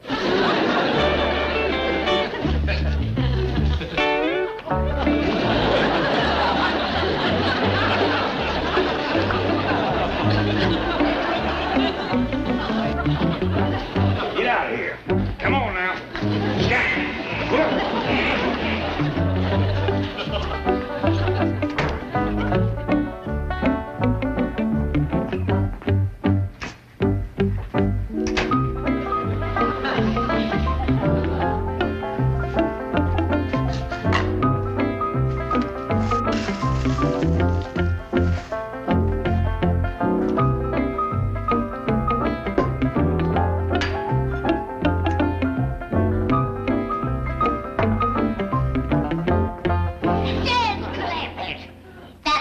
Your 5th breakfast. What's got into you?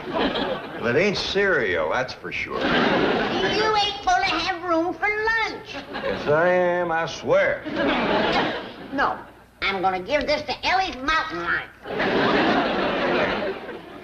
Give him this, too. Let him fix his own from now on. Oh, hi, Jet. That's home some college boys. Oh, fine, fine. Take him in the parlor. I'll tell Ellie. Okay. Y'all come on in. Wow, this is a groovy place. All right. Jethro. These is college students?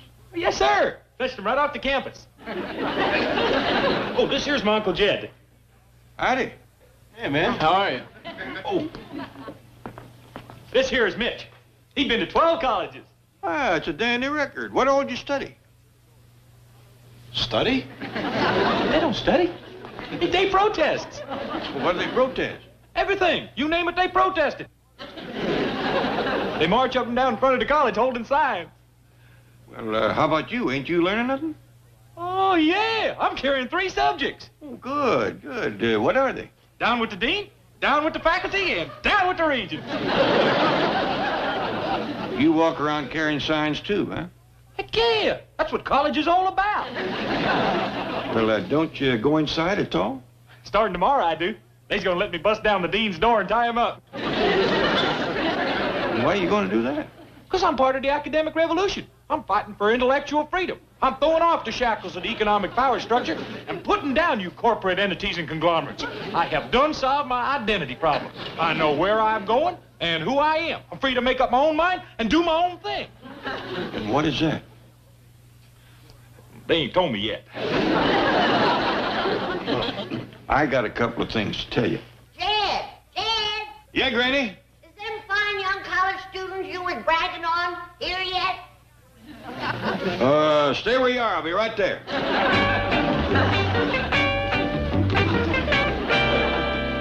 Man, is that the chick you were telling me about? Oh, yeah. That's my cousin Ellie. Hi, Ellie. I'd like you to meet these three guys. 2 guys. I'm a girl. Really? Yeah. Oh, well, you want to swing? Cool. Movie, let's split. At last, a meaningful relationship. Hey, would you like to go to college? Well, yes, sir, I reckon so. Come on, if we hurry, we can get there in time for the 12 o'clock cafeteria break. Really? Yeah, 12 o'clock, we're gonna break the cafeteria. Hey, wait for me. I'll help you break it, but let's eat first.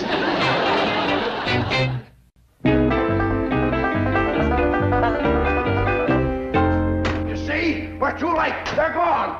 I told you you're to blame for this. Calm down. They couldn't possibly have packed and loaded. Do you see the truck? No, it's gone. Oh, I knew I should have slashed those tires. Why'd you take that knife away from me? Because you were acting irrationally.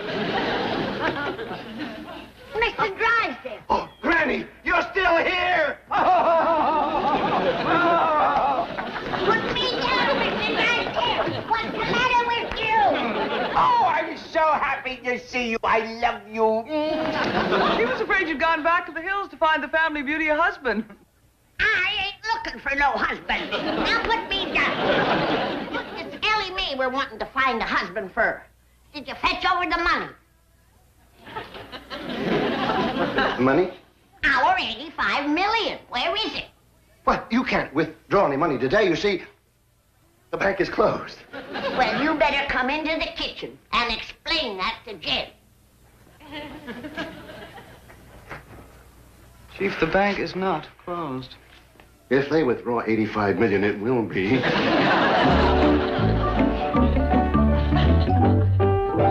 Jed, not another bowl of cereal.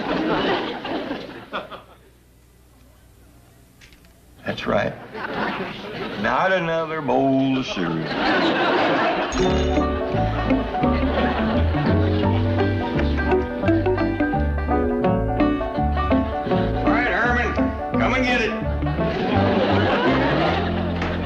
Mr. Clampett, what's this ugly rumor about your going back to the hills? Well, I wouldn't exactly call it ugly. And we've taken our money with us. That's the ugly part. Why? Oh, I mean, there's a terrible risk involved. You might be held up and robbed. You think so? Well, only this morning, Miss Hathaway disarmed a desperate man right here in this neighborhood. Really? Yes. Threw him down, took his knife away from him as he was headed for your house. Quite true. Terrible man. The moment his weapon was gone, he turned into a sniveling, whimpering cur. You must be plumb tuckered, Miss Jane. Sit down. Well, I did work up a bit of an appetite. Do you mind if I have a bowl of cereal? Help yourself, and lots of luck. I'll get you a bowl, Miss Jane. I'm glad to see somebody else getting some cereal. Jed has been stuffing himself all morning. Mr. Clampett, let's sit down and talk this over. Well, now, I'm pretty well set on going back home, Mr. Drysdale. Oh, Mr. Clampett, do you want that beautiful, sweet daughter of yours to marry some barefoot, ragged, slovenly, unwashed clod? No, sir. That's the reason I want to go home. I want to get her away from them college boys. College boys? Yes, ma'am. Jethro is going to college, and he fetched home some boys to meet Ellie, but there wasn't a keeper in the bunch. I didn't think Jethro could qualify for college. Oh, yeah. He can march and protest with the best of them. Carries them signs higher than anybody. Mr. Clampett, please stay here. There's no guarantee that you'll find a husband for Ellie back in the hills. Ah! If Big Mouth Bradshaw can get a man, Ellie can get a dozen of them. I kind of think we ought to give it a try. There's some mighty fine boys back around Bug Tussle, Silver Dollar City. And besides, we's lonesome for the hills. Mighty pretty back there this time of the year. Leaves turning. Well, you'll come back right away, won't you? I kind of like to do a little trout fishing with old Jim Owen. He knows where them big rascals hide out. And you can go hunting and get me a brace of wild turkeys for Thanksgiving. Thanksgiving? The best hunting is right after the first snowfall. Oh, Jed, let's stay for a white Christmas. Christmas? You know, my favorite time of year back home is when the dogwood blooms in the spring. Spring? Hard to beat summer in them cool woods. Summer? That makes a whole year. That's right. Time sure flies in the hills. Yeah, a year would only tease us. Let's just stay there. Hi, everybody. I'm Paul. I'm a college girl now. Where have you been? Been in a protest march out to college. Don't draft me? Where did you get that? Well, I didn't have a sign to carry, so I took this away from a fella. What happened to your pretty dress?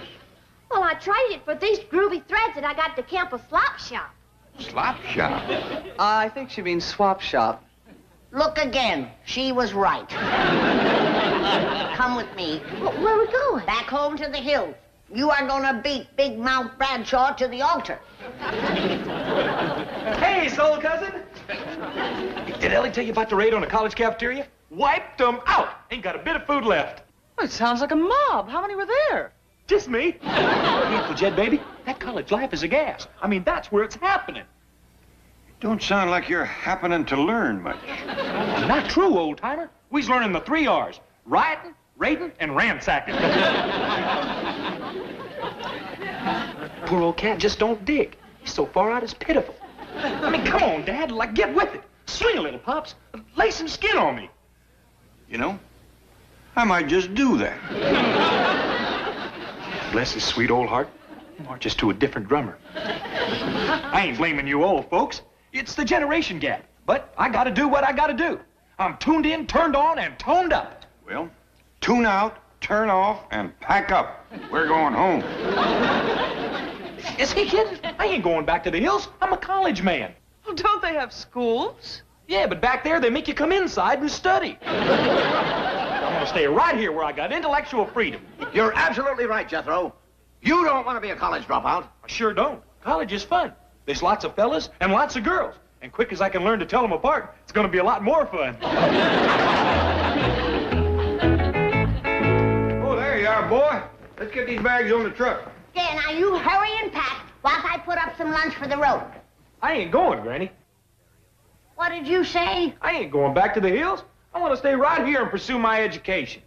Well, gee whiz, Jethro. If you don't drive the truck, they can't none of us go. What's this? Not going back to the hills? Oh, what a shame.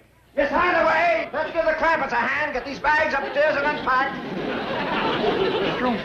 You giving this any thought? Yes, sir. Talked the whole thing over with Mr. Drysdale. I'm gonna be a college graduate, just like him, and hold down a white-collar job. Is that so? Yes, sir. I don't aim to work with my hands, plowing fields and busting stumps. I'm gonna use my head. You go along with us, do you, Mr. Drysdale? Mr. Clampett, honesty demands that I reply in the affirmative. This fine boy has a great potential. I'm proud of him. I believe in him. Oh, I only wish I had a boy just like him. You got him. What? We're gonna leave this fine boy, his great potential, with you. Miss Jane, could you drive us to the airport and get us on a plane to home? Yes, I guess Come on, so. Granny, Ellie Mae, let's go. Stop! Just a minute! I didn't mean anything. Mr. Drysdale, let him go. Or can I call you Dad? Nuts. Okay, come on, Nuts. You can fix victuals for me and the critters whilst we talk about my great potential. Be sure to join us next week when the Clampetts arrive in the hills and Granny tangles with Elverna Bradshaw. Are you gonna come down here, or do I have to come up and get you, you sniveling polecat? That did it, Granny. Go get her. Okay, busted foot Bradshaw, here I come.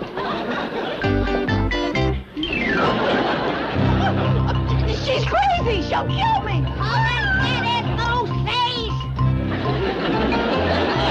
Life, the cheering, he was brave. 'Twas a dirty little coward that shot Mr. Howard, and they laid Jesse James in his grave. 'Twas a Saturday.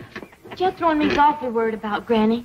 What's she doing? Nothing. Just sitting in the kitchen, rocking and staring at the wall. She won't talk to nobody nor say howdy or... Yeah, I noticed Granny kind of drooping this morning. I reckon she misses Pearl.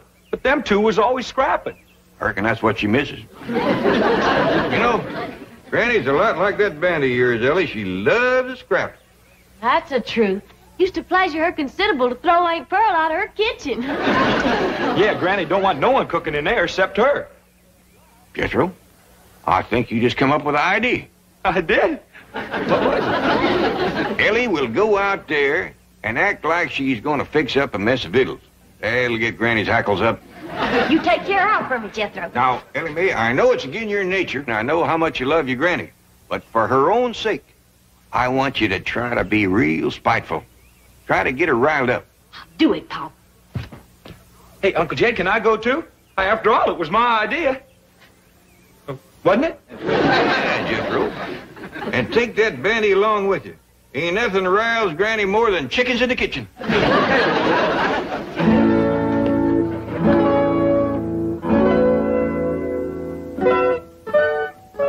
Why? I'm gonna cook up a mess of victuals. That's what I'm gonna do.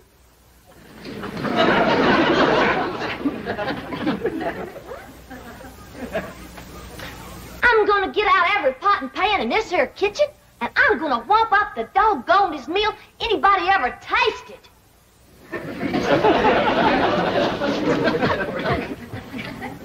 Hi, Ellie. What you fixing on doing?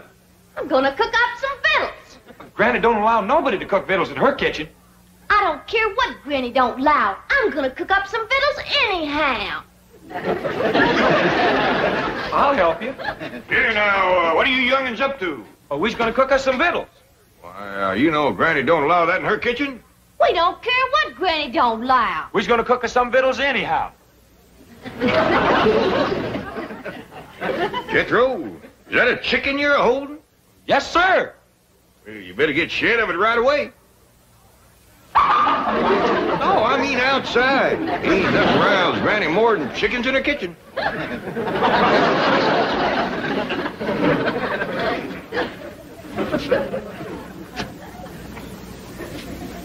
This is worse than I thought.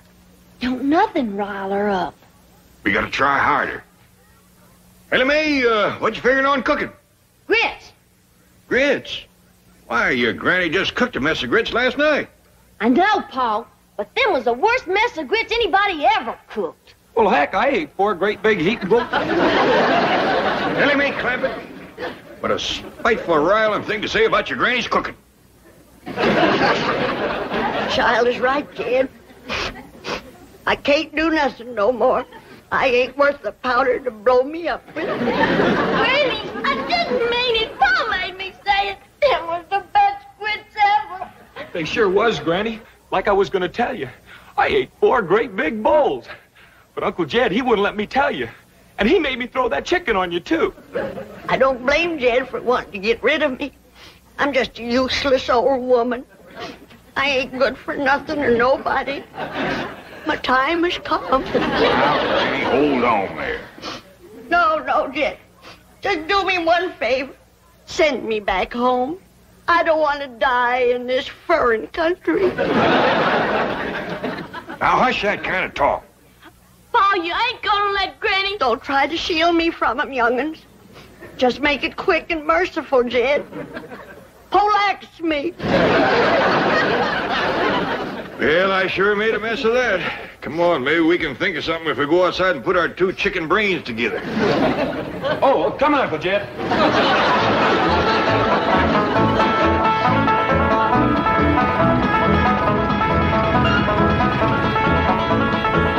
You wait here, I'll go and see Mr. Drysdale. I asked Miss Jane to come to supper, too.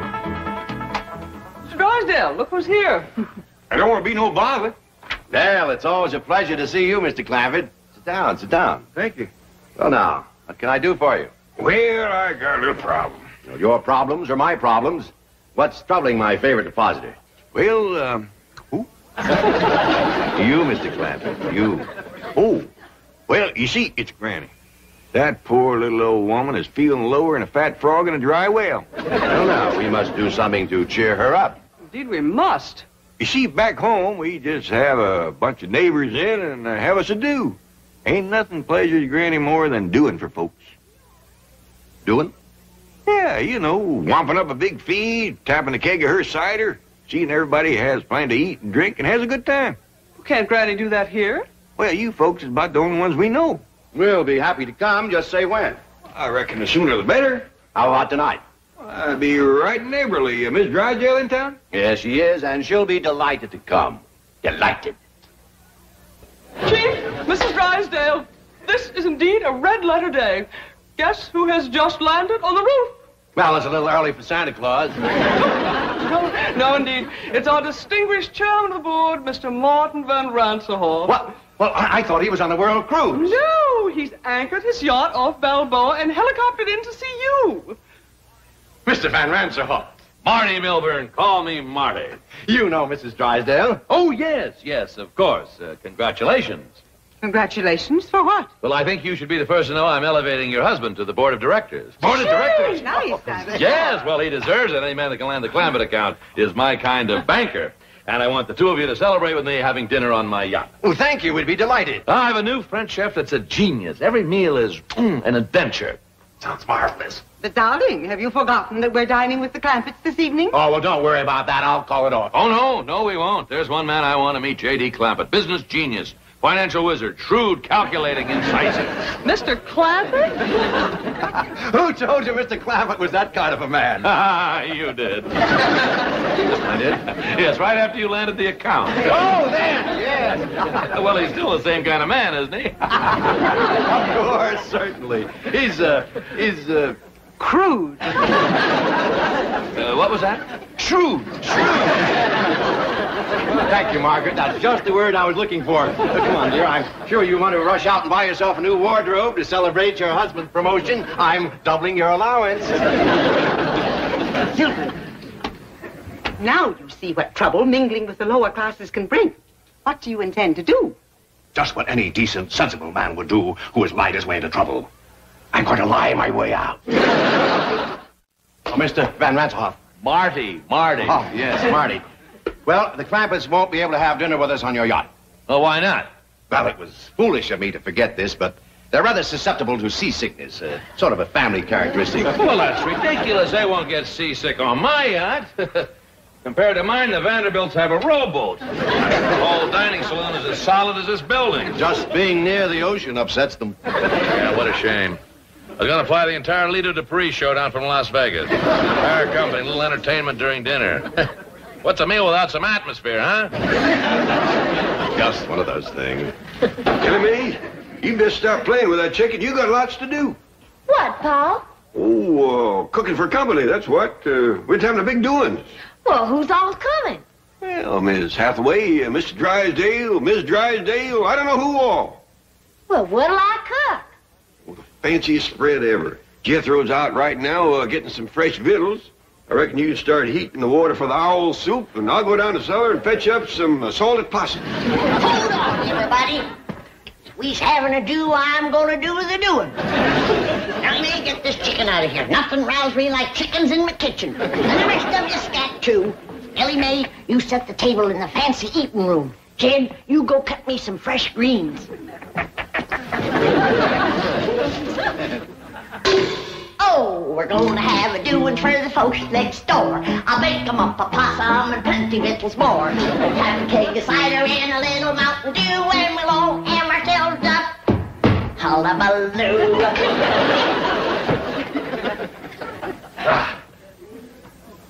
Look, there's a place out here called the Coliseum, isn't there? Yes, it's a stadium. Oh, good. We'll hire it for the night. Tell you what, we'll have a Roman bacchanal, see? All the guests will wear togas. They'll have laurel wreaths in their hair. Marty. Yes? I don't think you can get the Coliseum on such short Well, I'll notice. tell you what, we'll get Grauman's Chinese. That's a thing. Rent the theater, you understand? Have all the guests dressed in kimonos, and we'll have dinner out in the forecourt. Oh, and by the way, Jan, get me some fresh cement. I'll bet you Jed Clampett never put his footprints in wet cement while eating fried shrimp. Well, tell you the truth. Oh, I know what you're going to say. That's the trouble with fellas like Clampett and me. We've been everywhere. We've done everything. There just are no new thrills. Yes, that's probably why the Clampetts are such a secluded family. They never go out. Say, by the way, you're going there for dinner tonight, aren't you? Well, yes, but... Jane, call them and ask if I could impose on their hospitality. I just got to meet the client. No, don't call. Well, why not? Well, they don't like to talk on the telephone. Now, I'll go up there in person, and speak to them on your behalf. Oh, good boy, good boy. Look, just in case, I better get a date for tonight. Get me Liz Taylor on the telephone. I believe she's in Europe. Judge Gabor. Married. Bridget married. Susan Hayward married. Jane Mansfield married. Jane Hathaway. Single. Who is she? Yours truly. Yeah, Shirley MacLaine married. Mr. Van Ranserhoff, I think I should tell you that I already have an invitation to the Clampetts for dinner tonight. We are very good friends. Very close. Really? Yes, indeed. Oh, would you mind turning around?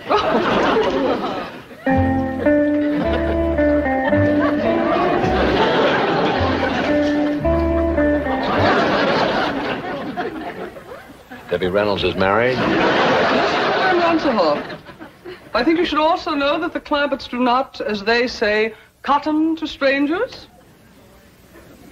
Miss Hathaway, let me say that, you have a date for this evening. Jolly good. But, a word of caution. The fact that I have appeared eager might lead you to believe that I am a girl with whom you could take liberties. Nothing could be further from the truth. I permit no familiarity on the first date. Bless you, my girl. I can't tell you how sorry I am, Mr. Clampett, but you see, Mr. Van Ranserhoff is my boss. Well, bring him along. Granny's got plenty of possum and grits and owl soup. Well, I'd love to bring him, but he has dinner planned on his yacht, and I have to do what he wants. I'm terribly sorry. Well, so am I. Poor Granny is going to be like a mule kick to her. Well, tell her we'll come tomorrow night or tomorrow morning for breakfast if she likes, but tonight I have to be with Mr. Van Ranserhoff. Well, I understand. Thank you, Mr. Clampett. Thank you very much.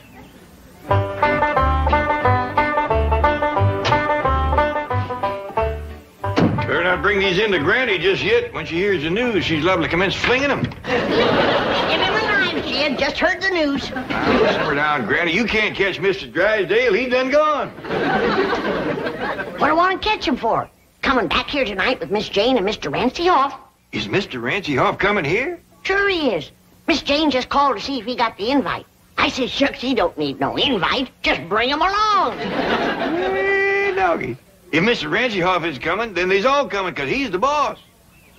Oh, we're going to have a doing for the folks next door. Jane and Mr. Rancyhoff, and that makes 4. Have to take a cider and a little Mountain Dew, and we'll all have ourselves a hullabaloo.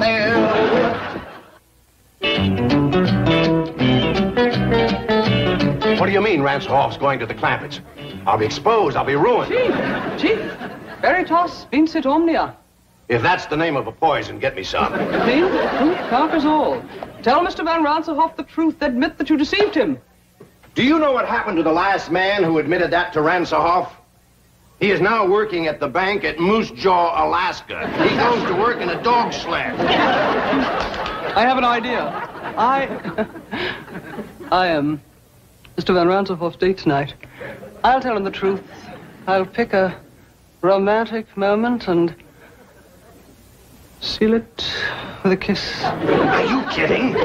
He has a bank north of Moose Jaw.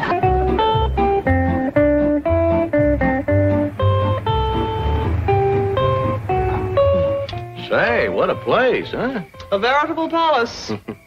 I hope this isn't one of those dull, stuffy, formal parties, you know. Last week I went to one at Buckingham Palace with the liveried servants and the protocol. Not a laugh all evening. Well, I doubt very much it will be formal. On the contrary, Oh, don't tell me. I love surprises.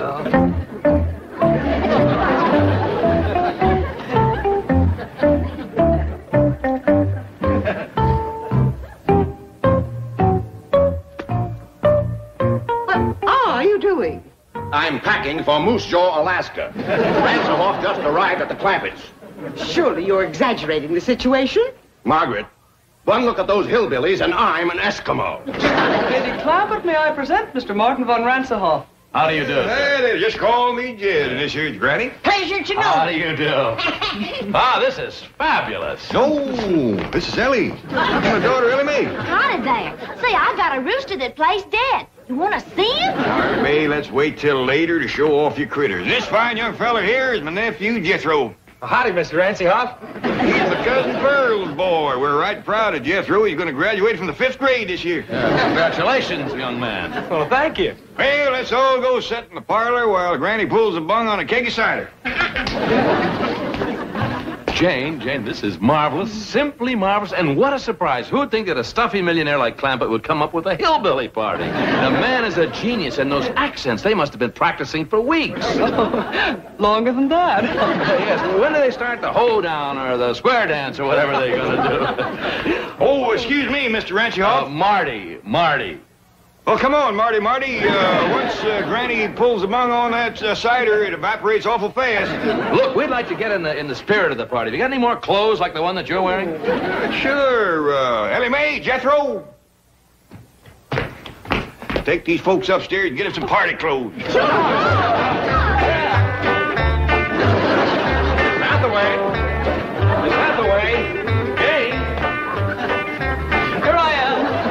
You look like something out of Tobacco Road.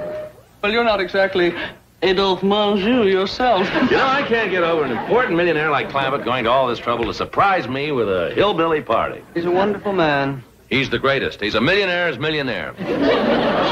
I'll always be grateful to Drysdale for... By the way, why aren't the Drysdales here?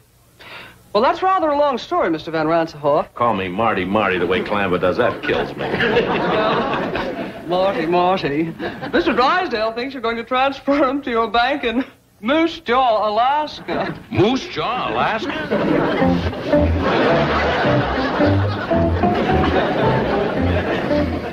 Milton, what are you doing? I'm trying to figure out if I can convert these into snowshoes. I've had enough of this ridiculous nonsense. Are we going to dinner or not? No, that depends. Mr. Van Ransenhoff spoke so highly of his French chef. I'm simply dying for a Chateaubriand. How would you feel about a nice big dish of flaming blubber? I hear square dance music. What does that mean? It probably means that Ranselhoff has left.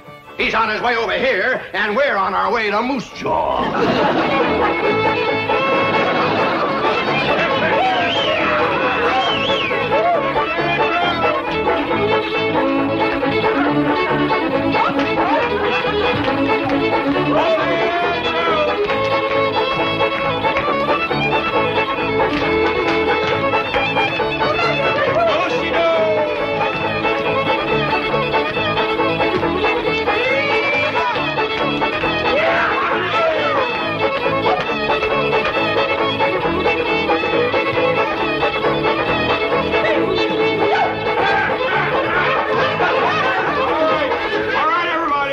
Says we can't wait no longer for the Drysdales. Her owl soup and chicken fried hawk is getting cold. This way to the fancy eating room.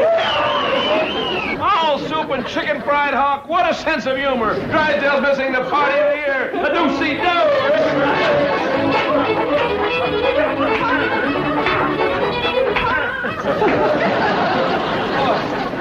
Dinner in the billiard room. This is priceless. Well, before we all sit down, there's a couple things I better explain to you, Marty.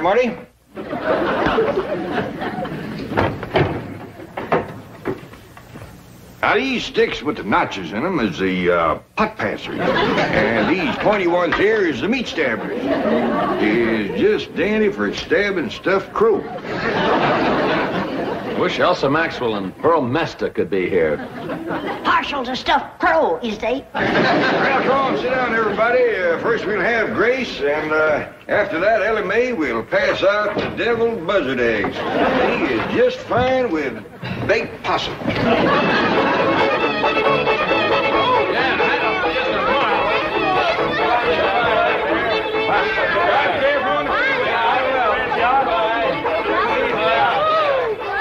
I tell you, fabulous.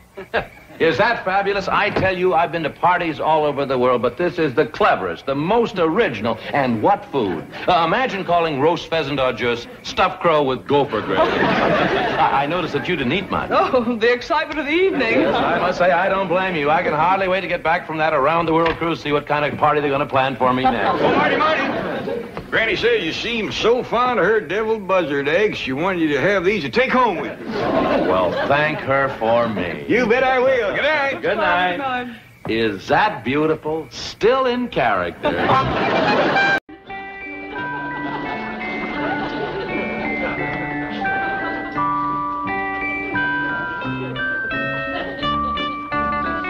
Jethro, are you going down to your agent's office this morning? That's right, sweetie. Well, would you take along a basket full of baby critters and find good homes for them with some of your movie star clients? Man, you can't ask a boy genius to do something like that. Well, I ain't. I'm asking you. Watch that mouth, kid. I can make you a break in this town. Just take along a couple. Hey, careful. You get hair all over my new Edwardian outfit. What outfit? Edwardian. I don't know Ed personally, but he's the hottest tailor in town. Well, will you take along a few if I put them in a basket? No, baby. You get Granny to help you peddle them. Well, Granny's busy. She's out front giving Pa a haircut. Out front? Well, Pa was out there sharpening knives and cobbing shoes and mending a churn, and Granny says the light's better out there. Oh, there goes the neighborhood. How am I going to keep my image as a world-famous celebrity with them hayshakers cluttering up the front of the mansion? Go tell them to get out of sight. Well, you go tell them. My limousine is going to be here any minute with my chauffeur, gopher, flunkies, and stooges. What are they going to think if they see Granny cutting Uncle Jed's hair?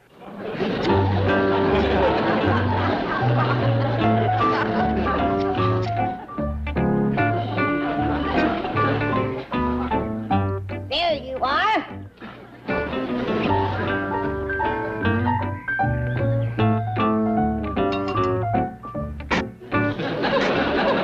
You want I should give you a few curls? I believe I'll pass on that, Granny. Curls are real popular right now. For men? Oh, yeah. Senator Dirkson's got 'em. And I hear he's the pin-up boy at the old lady's home. Well, I don't aim to give the senator no competition. All right. I'll just give you a good shot of my homemade scalp stimulator.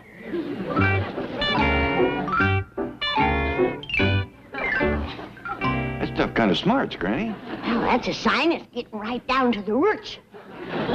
Feels like it done hit bone. Good. What's in that stuff? Oh, mostly turpentine, ginger, with a lye base. Oh, man. How quick you going to be done here? Sit down. I'll get to you in a minute, just as soon as I finish Jed's hair. Now, I gotta see if there's any teeth that needs pulling. My teeth's in fine shape, Doctor. I'll be the judge of that. Jethro can wait.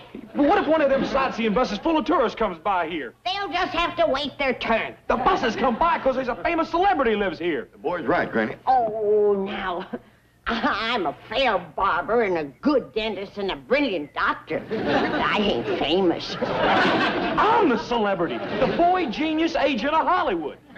I thought you'd give up that agent business. Are you kidding? I'm the president of JB Enterprises Incorporated. I got the whole 5th floor down in Mr. Drysdale's bank building. I got secretaries, stooges, flunkies, chauffeurs, limousines. People is calling me Mr. Show Business. What people? Them people. Is that the tour bus coming? Oh, that's my limousine. Now get out of sight.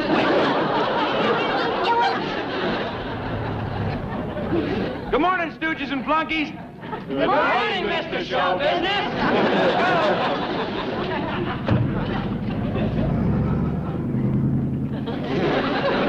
Jed, did you see that? No, Granny. I missed that.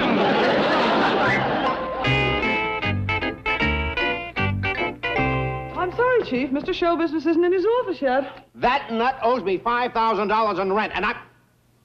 What did you call him? Mr. Show Business. That's what Jethro likes to be called. Well, just wait till I see him. I've got a few other names I'm going to call him. Ah, Mr. Show Business, did your Uncle Sugar send a check for the rent? Certainly not. I don't take charity. That's me, baby. JB, Jethro Bodine. Or you can turn it the other way around, and you got BJ, boy genius. BJ, boy genius.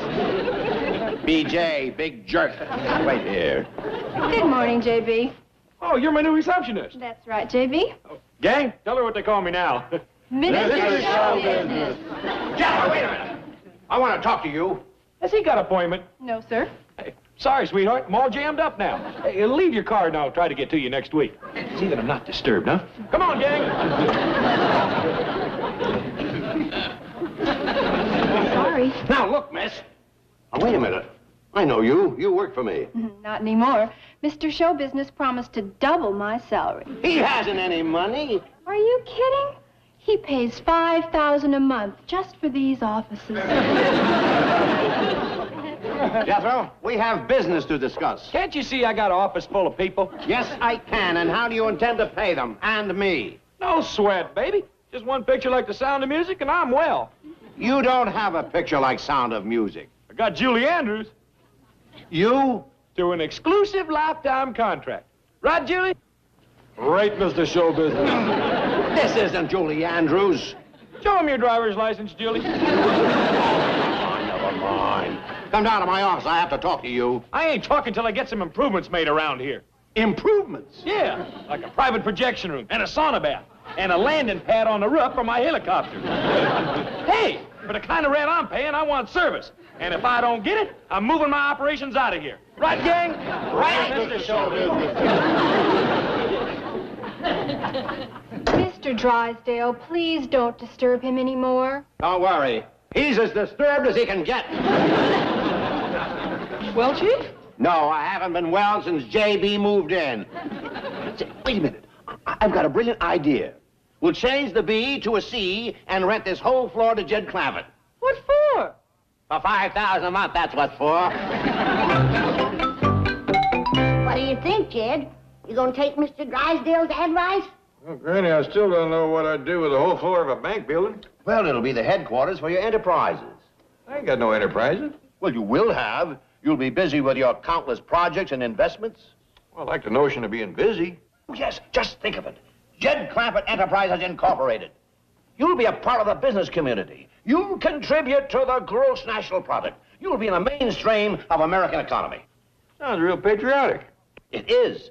And forming a corporation has certain tax benefits. Oh, it'll benefit the tax people, will it? You could say that. What do you think, Granny? Oh, I like it, Jed. I've already got some ideas for what to do. That's the spirit, Granny. It's the private enterprise system that's made this country great. Oh, howdy, Mr. Drysdale. Hello, Ellie. Would you like to have some baby critters? No, thanks. Your pa's talking business with Mr. Drysdale, honey. Oh, all right. Come on, Bessie. Let's make the rounds again.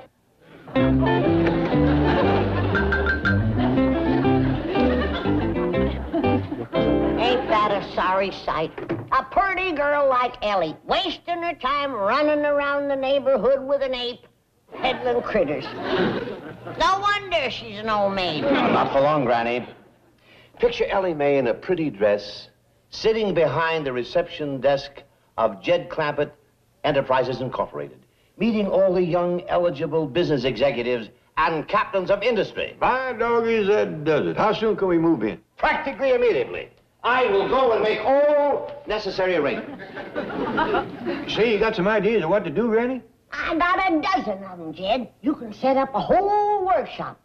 Repair furniture, do wood carving, cobble shoes, make duck calls, mend harness, and I can have what I've always dreamed of all my life. A combination doctor and dentist office and barber shop. Sure will feel good doing something useful. Your first job is for me. I want you to whittle me a great big tooth to hang outside my dentist's office. I'll get started on it right away.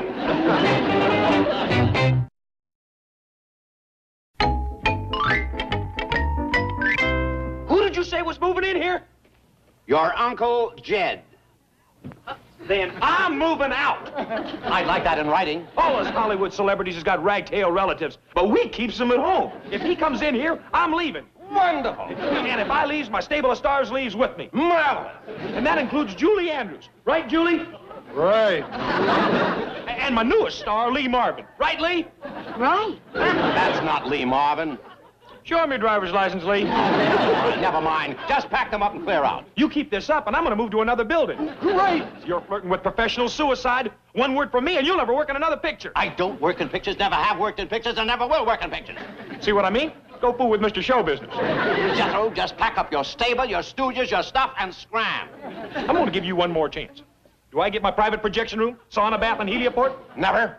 I just want a straight yes or no answer. It's no. Make up your mind. No, get out. That here's a doll. You can beg all you want. I'm moving out.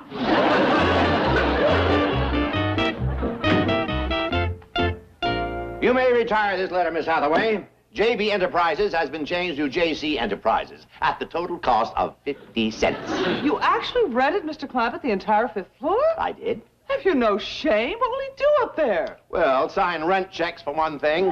Serious? He doesn't have any business to transact? I'm not going to cheat the man. I'll sell him a nice, prosperous business, maybe 2 or 3. Oh, what have I foreclosed on this week? Well, let's see. A craft center for the handicapped, an orphanage, a rest home, and a newsboy stand. Well, we can merge them all together and call it JC Enterprises. We may get on the big board, sell stock to the public, make a real killing. Mr. Drysdale's office. Oh, hello, Granny. You're open for business on the 5th floor? Granny, what kind of business? Your opening special is what? A kitten with every haircut and a puppy if you have a tooth pulled. I'd better get right up there. If you have your tonsils out, you get a free duck call.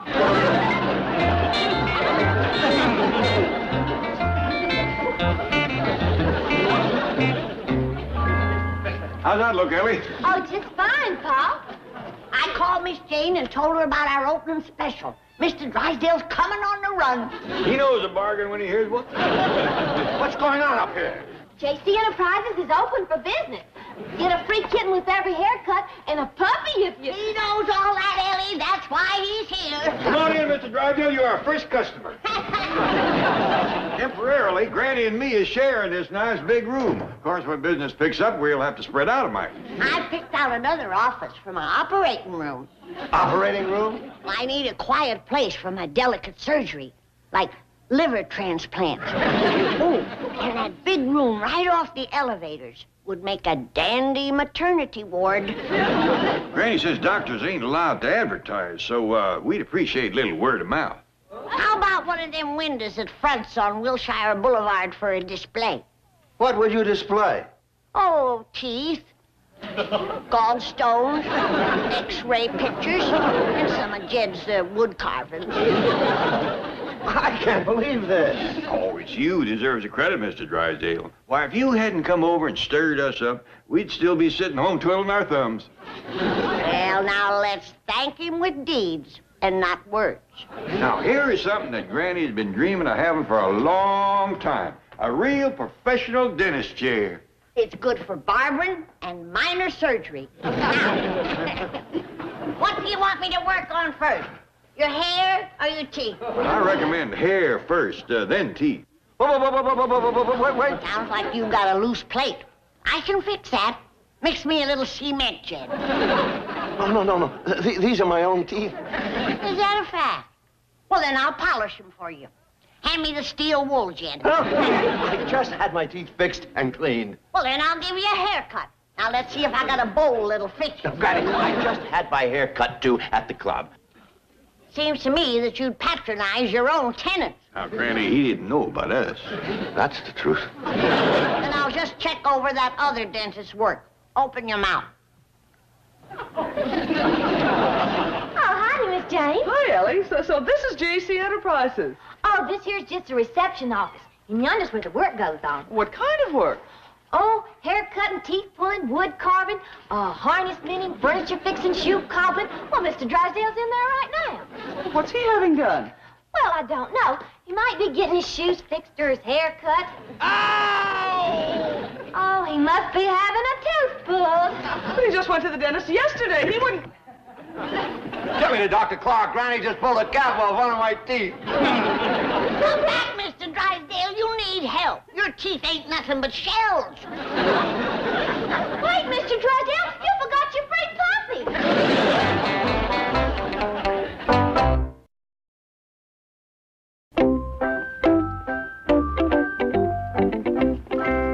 There's our trouble, Jed. No wonder we ain't getting no customers. That sign don't tell nobody nothing. You're right, Granny. I'll make you some other signs to put up out here. Well, make me one of a great big hand with the finger pointing that way, like they have in the lobby of the Bug Tussle Biltmore. I think I can whittle out one of them. Good. Who's that goomer? Says here his name is Rock Hudson. Is he wanted for something? I think he's a big movie star. Handsome rascal, ain't he? He got a nice smile, too. I want you to make me a great big sign. I want to put it right across this chin here, saying Teeth by Granny. You're spoofing, ain't you?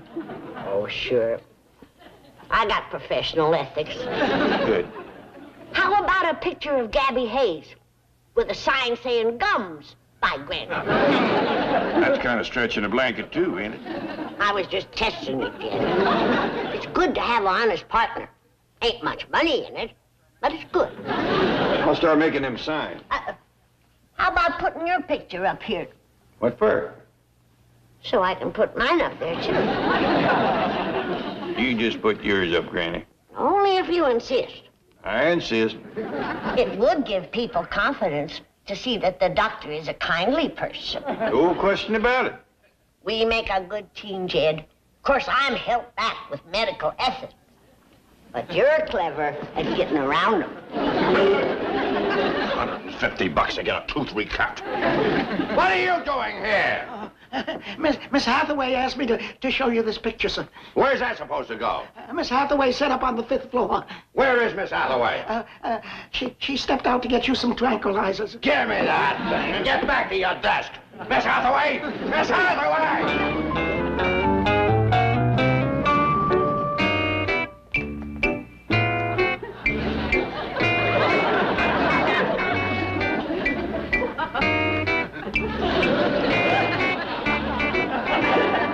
This is insane. These signs will have to come down. Harness bandit, open heart surgery. The Board of Health will condemn the building and you'll go to jail. Me?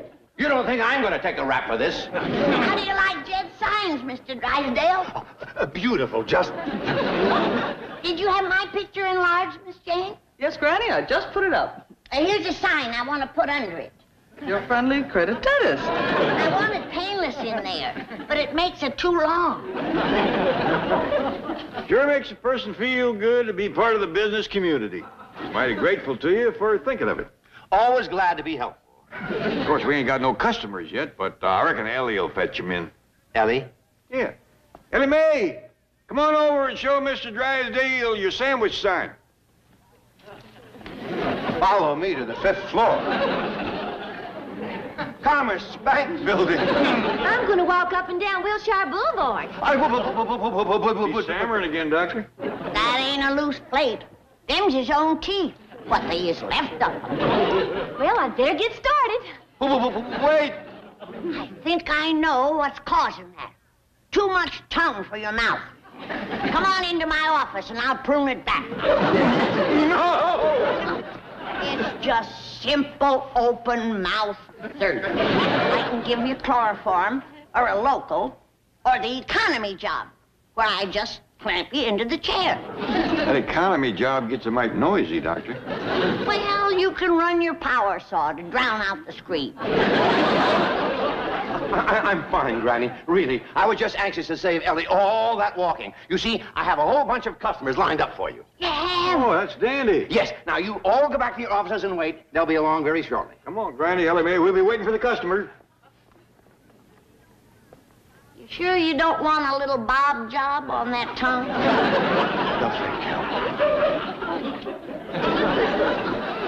You know, Chief, you really should have let Granny work on that tongue. It's gotten you in real trouble this time. Where are you going to get a bunch of customers? You know that orphanage I foreclosed on? No. Well, how about the old folks' home? Absolutely not. To victimize poor, weak, defenseless, frightened people. That's it. The bank employees. You wouldn't? Yes, they've been belly aching for a medical care plan. Now they got it. Chief, it won't work. The first victim will warn the others. Not after Granny bobs his tongue. I want this floor closed to the public. From now on, it's sealed off to everyone but my 65 bank employees. You sent for me, Mr. Drysdale? Yes, yes. Sit down, Cratchit. Oh, yes, sir. Now, Cratchit, you've always been sort of a ringleader among the rebellious element of my employees, the dissatisfied group. Oh, no, I haven't, Mr. Drysdale. You're the one who brought in the petition asking for Christmas Day off.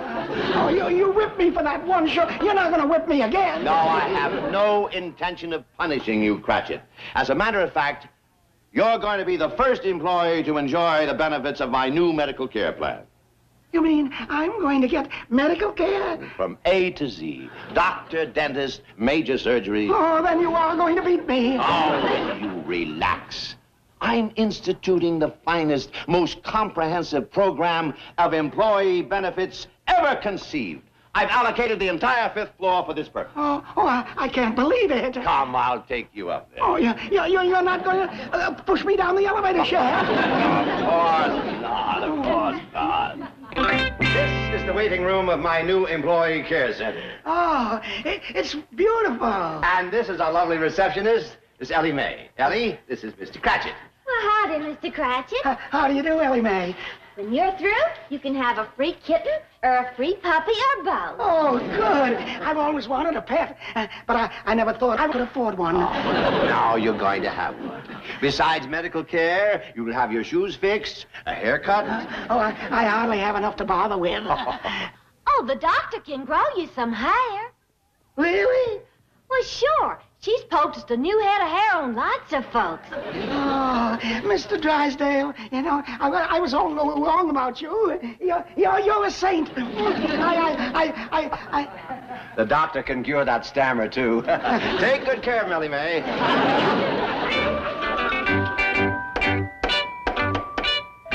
Paul, this is Mr. Cratchit. He's our first customer for Mr. Drysdale. Well, howdy. Pleased to meet you. Same here. How's your shoes? Need fixing? Oh, yes. As a matter of fact, I've been walking on cardboard for the last year. Well, sit down. Take them off. I'll give you some new soles. Oh, yeah, thank you. Thank you very much. Dr. Granny, this is Mr. Cratchit. He'd like you to poultice him a new head of hair. No trouble at all, little fella. You got good, healthy roots. Stick out your tongue. Oh, that's a fine fit. It won't need pruning. Let me see your teeth. Oh, they's in good shape. Now, we'll get right down to your poultice. Is Mr. Cratchit still in there? Yes, sir. Have you heard any screams? No, sir. She must have used chloroform. Now you keep that on overnight.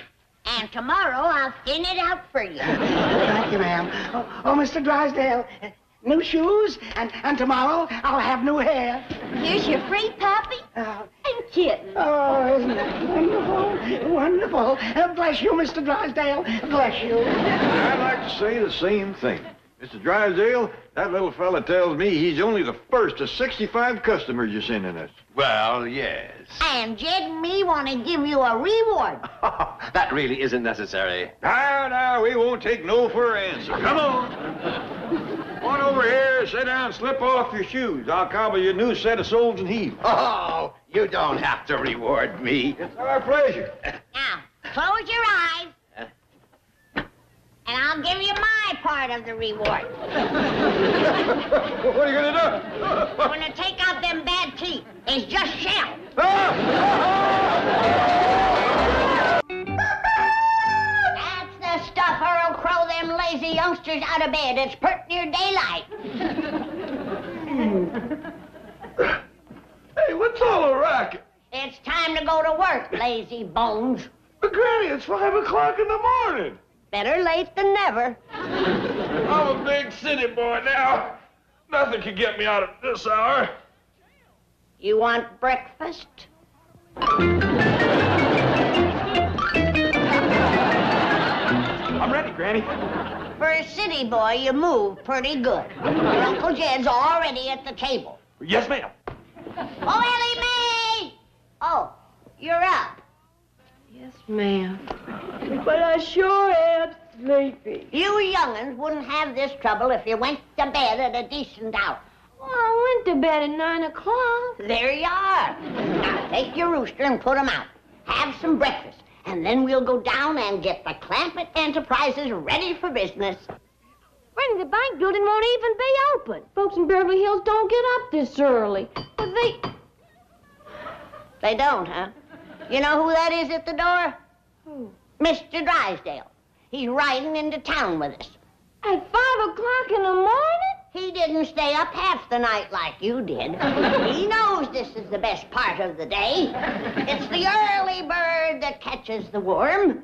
So, he's up, ready to go, bright-eyed and bushy-tailed.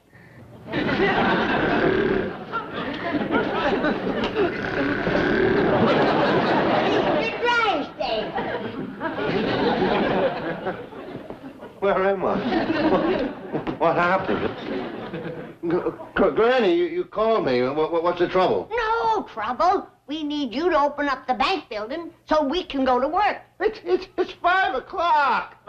The stars are out. The moon is shining. It does make you feel good, don't it?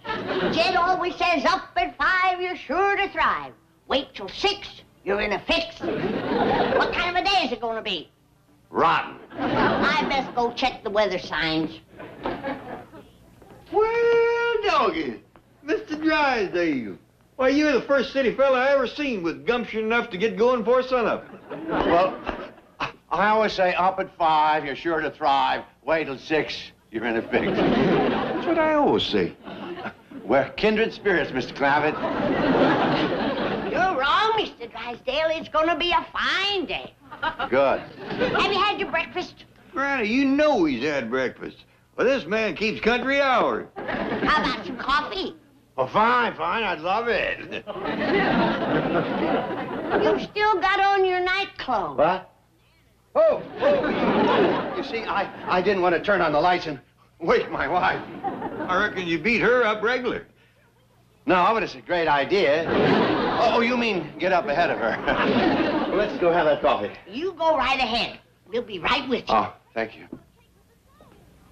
Jed, guess who I seen dragging up the driveway just now? Who?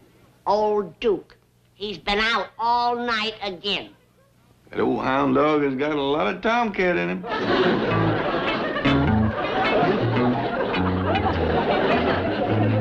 Shame on you, Duke. Carrying on like this at your age. It's going to catch up with you. Looks like it already had.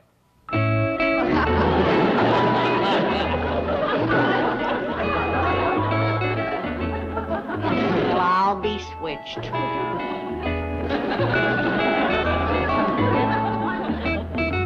By doggies, Duke, you can't deny that, young'un. Ain't they look-alike? They sure are. But how do you reckon that old Duke found himself a girl bloodhound here in Beverly Hills? Granny, that's when a boy bloodhound does his best tracking. I wouldn't exactly call old Duke a boy. Maybe not, but we can stop calling him old. Jed, look a-comin'.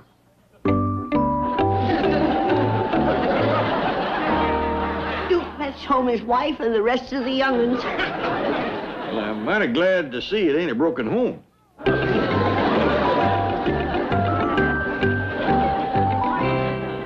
Now, Duke, you make your family comfortable. We've got to get down to the bank building and get ready for business. Yeah, I reckon Mr. Drysdale's raring to go.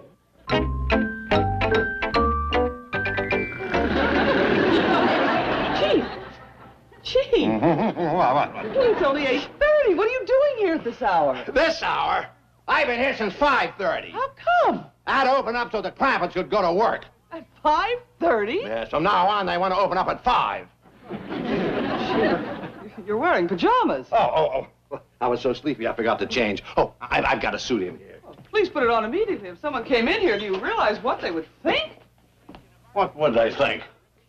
Well, they think that perhaps you hired me for reasons other than my secretarial ability.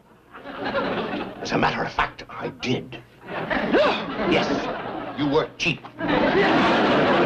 You were living there for a minute, weren't you? Just for that, I hope the Clampetts stay in the 5th floor for a year. And get you up at 5 every morning. I'm getting rid of them today. I'm bringing in a hired gun. Chief? No. He's just a troubleshooter, but he's the best. Cunning, cruel, ruthless, unprincipled, conniving. Oh, a beautiful man. Oh, by the way, his name is Homer Bedloe. Good morning. Good morning, Mr. Bedloe. How did you know my name? Well, you fit Mr. Drysdale's description perfectly. Sit down. You and Mr. Drysdale friends? I don't have any friends. I hope Mr. Drysdale will find my work pleasing. I'd like to give up my job on the railroad and stay on here. A bank offers wonderful opportunities. That's true. You get to foreclose on mortgages, repossess cars and furniture. I'll bet it's a great kick to go and get a television set just when the kids are watching their favorite show. May I ask what you're looking for? Snipers. Booby traps. Well, surely you don't suspect Well, it's that... a force of habit. I didn't get to be this old and mean by being careless. Bedloe? Right. And you're Milburn Drysdale. That's right. I'd have known you anywhere. You're the spitting image of your father. You knew Dad? Worshipped your father. He was the meanest man I ever knew. Oh, Dad would have loved hearing you say that. Excuse me, Chief. Your father would have loved being called mean? But you never met the old gentleman, did you? No, he was gone when I started working here. Well, I'll see if I can find a picture of him. You know, my first job was working as an office boy for your father. Really? Oh, I'm surprised he ever let you get away. You and Dad must have been two of a kind. Well, of course, that was 50 years ago. I was a dumb kid, had no sense of values. I goofed, and he fired me. What did you do? He was flogging a debtor, and I went to her defense. Her defense? He was striking a woman? That was the wonderful thing about Mr. Drysdale's father. He never discriminated. Here we are. I thought I had a picture of him around. That's my dad. What a man. It was a privilege to have worked for him. You know, I was with him the day he foreclosed on the old soldier's home. Really? Gee, I envy you. He had a pile of canes and trusses and ear trumpets as high as that desk. Cleaned them out. There were giants in those days.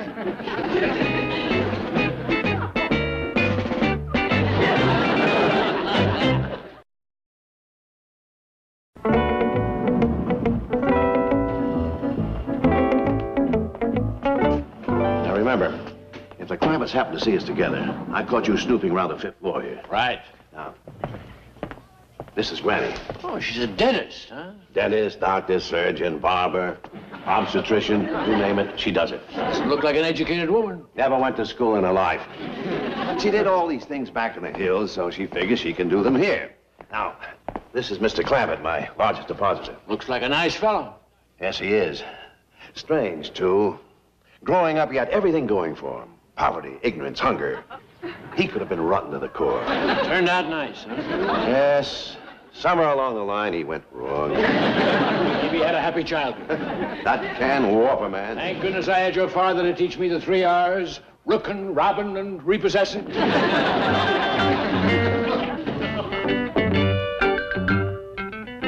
Mr. Clampett. You heard me, Bedloe. I said Jed Clampett is my friend, and you leave him alone. And stop bothering Granny and all the Clampetts.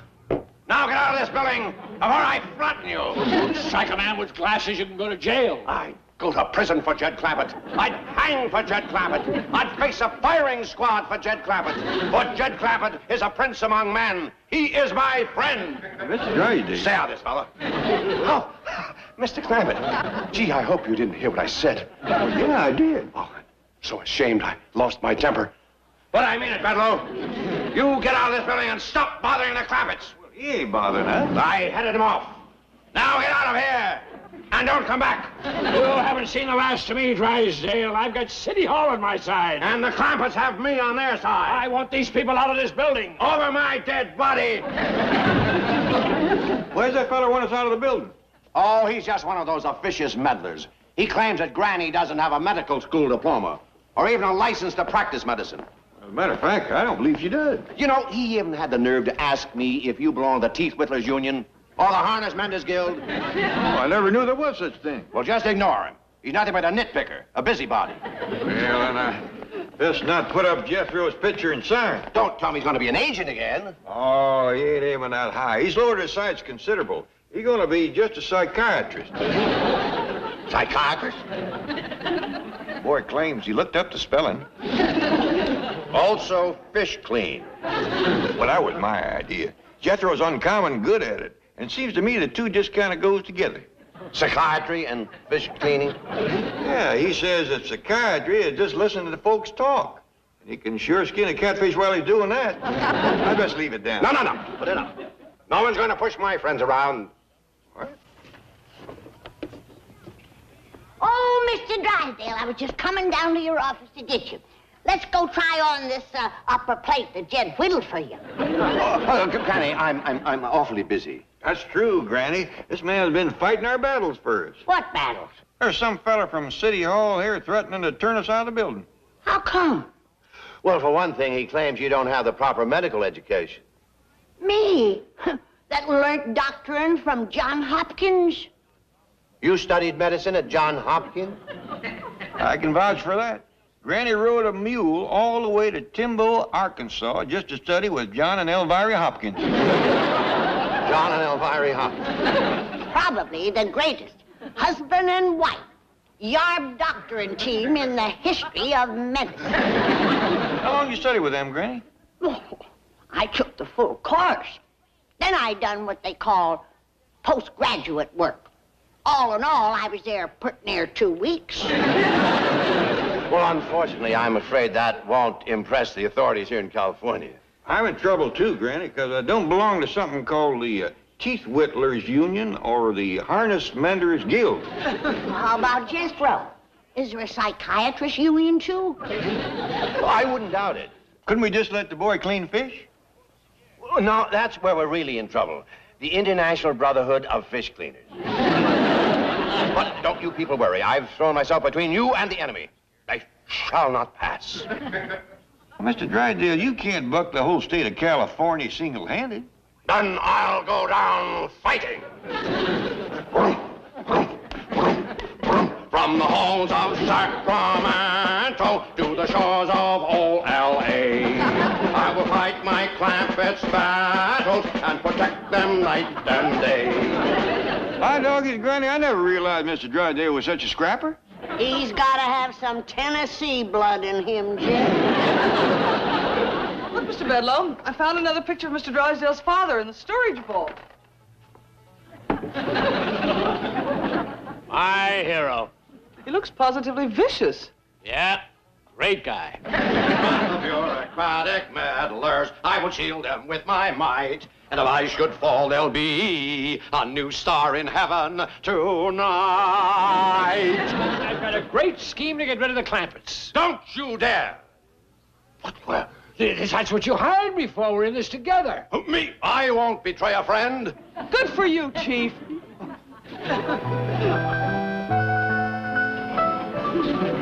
Oh, Dad, forgive me.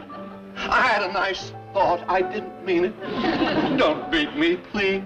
Chief, your father can't beat you. He's dead and gone. Oh, no, not Dad. If he couldn't take it with him, he didn't go. Well, you're thinking straight now. But why can't I be the man my dad was? He was perfect. Mean all the time. Chief, I can't believe your father was such an ogre. They wouldn't have let him join the Benevolent and Protective Order of Elks. That's not an elk's tooth, it's a man's tooth. What? The fellow owed Dad money. He couldn't pay. With his bare hands, my father yanked it from his mouth, melted the gold out of it, and mounted the tooth on his chain. Now that you've come to your senses, we can put my scheme into action. Is it a scheme my dad would have liked? I call it Operation Rotten. Great. Now get up and win this one for the old jipper. Hold on just a minute. You're in this, too. You've got a part to play. I have? Sure. I'm the bad guy, and you're the good guy.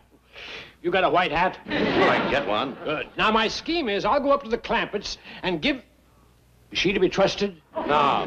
He's honest, kind, and generous. Please don't use that kind of language in front of your father. Oh, yeah, well, tell me about it. Yeah. Right. Oh, put Dad's picture up. It'll serve as an inspiration for me. A shrine. How about some fresh flowers in front of it? That's a good idea. See if you can get some deadly nightshade and hemlock. Those were his favorites.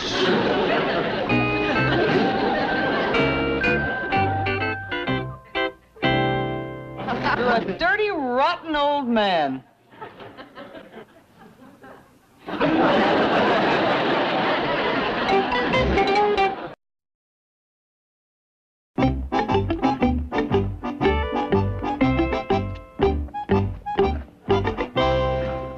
Mr. Cratchit. Oh, how do you do, Miss Ellie? Did Dr. Granny's poultice grow you some new hair? Oh, well, I don't know yet. I haven't looked yet. Well, let's go have her check. Oh, I brought along a photograph of myself the way I looked without hair. I thought the doctor would like a before and after picture. That's a good idea. Yeah. I see your psychiatrist does that. What do you mean? Well, isn't that a picture of a patient before treatment? No, sir, that's the psychiatrist. Well, I always say it takes one to know one. Well,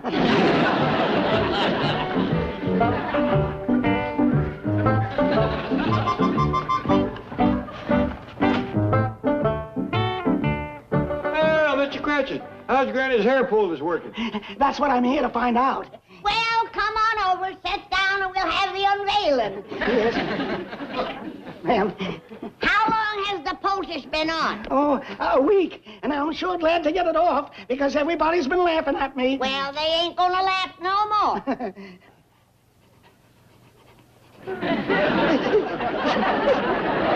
Is that hair? It ain't more. Becoming red. Really? I had red hair when I was a boy. They used to call me Brick. Take a look. It's true. I'm young. I'm handsome. You sure enough are. It'll look much better when I pomade it and comb it. No, I like it this way. Wild and untamed. It's the real me. Here, behave yourself. Mothers, hide your daughters. Brick Cratchits. It lives and is on the loose in Beverly Hills. Ellie, honey, run fetch Jethro. I think this fella needs psychiatry. Sir. Wait a minute, Blondie. Let's go out tonight and live it up. Jed, I think he left the poultice on too long. It's drawn up some ideas along with his hair. He can handle the hair all right, but I ain't so sure about the idea. Ellie says this little fella needs a head shrinker. Oh, don't shrink his head. His new hair won't fit him. Come on, I'll cure you. I don't want to be cured. Come over here, Blondie. Now, behave yourself. Oh, watch it, fellas. I'm a redhead, and I've got a terrible temper.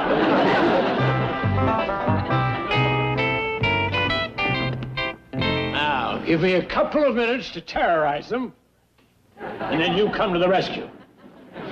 Right. I wish Mr. Drysdale would send up the rest of his employees. Well, don't worry, Granny. Quick as folks see how you poulticed hair on Mr. Cratchit, they'll come in bunches. Well, whilst we're waiting, sit down and I'll give you myself. All right, everybody out. What? You heard me. Clear out and take all this junk with you. Junk? Now, stay here, mister. Don't you touch me. I've got a writ. Well, no wonder you're feeling so mean. Come on, sit down and I'll lance it for you. I'm talking about a legal writ ordering you to vacate these premises. And I'm going to serve it on you right now. Hold it right there, Bedlow. Drysdale. You craven coward, threatening a couple of helpless women. Come out and fight like a man. Don't cross me, Drysdale. I've got a legal writ right here. Mess with me, and I'll serve it on you. Come ahead. I've got a writ stopping your writ. We'll see who serves who. Are you calling me out, Drysdale? I'm calling you out, Bedlow. You fool! You haven't got a chance. You're a banker, and I'm a professional writ server. Truth, honor, and justice will speed my hand, and my strength will be that of 10. For my heart is pure.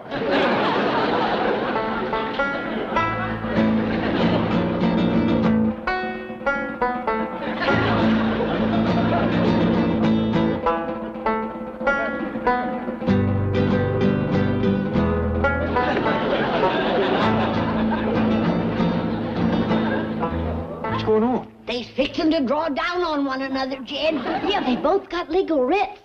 I serve you first. You wiped out Drysdale. You lose your bank, your home, everything. I'll gladly pay that price to save my friends, the Clampetts. No, I can't let you do this. Mr. Drysdale, if this fella wants us to get out of the building, we'll... Well, I got Granny to take a peace offering over to Miss Drysdale. I got Ellie to go along and see they don't scrap. Good idea. I am bound and determined we're going to start off the new year being friends with... You having another breakfast? No, sir. This is the same one I was eating when you left. Just run out of milk. Oh, you put away victuals like they're going out of style. Shucks, fella gets hungry spooning half the night. Spooning half the night? You? Well, not just me. There was a girl, too. Good, good. Well, maybe you better tell me more about it. You've been saying as how we got to start the new year friends with Mrs. Drysdale. So, I've been spooning with her maid. How's that going to make us friends with Miss Drysdale? Well, I ain't sure that it is. But anything that much fun is worth trying. I'll settle for that.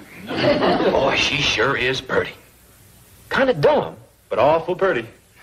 Kind of dumb, huh? Yeah, like we was standing at the front door saying goodnight. Hugging, you know. Yeah, I remember. Well, after we hugged a while, she says, Jethro, she says, there's a dandy big sofa in the front hall. Would you like to go in and sit down? And I says, no, thanks. You says no? No, thanks. Oh, well, I'm glad you're polite about it. Well, then we hugged some. Then we kissed some. And then she says, Jethro, she says, that's an awful nice sofa. You sure you wouldn't like to go in and sit down? I says, no, thanks. So then we went to hugging, kissing. Jethro, why didn't you go in and sit on the sofa? Heck, fire, Uncle Jed. I wanted to stay out there with her.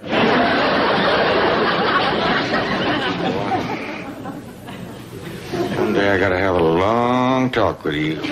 What about? Politics? Oh, don't bother, Uncle Jed. I done decided to be a brain surgeon. Too bad. Country's lost a great leader. Oh, Miss Drysdale's in the hospital. Doggone it, Granny promised me she wouldn't wallop her. Well, Granny didn't wallop her. She's in the hospital for something else. Granny's finding out what. Ellie Mae, why in the world are you wearing them raggedy old clothes? Well, you said you didn't want me wearing them tight pants no more. What you got against wearing dresses?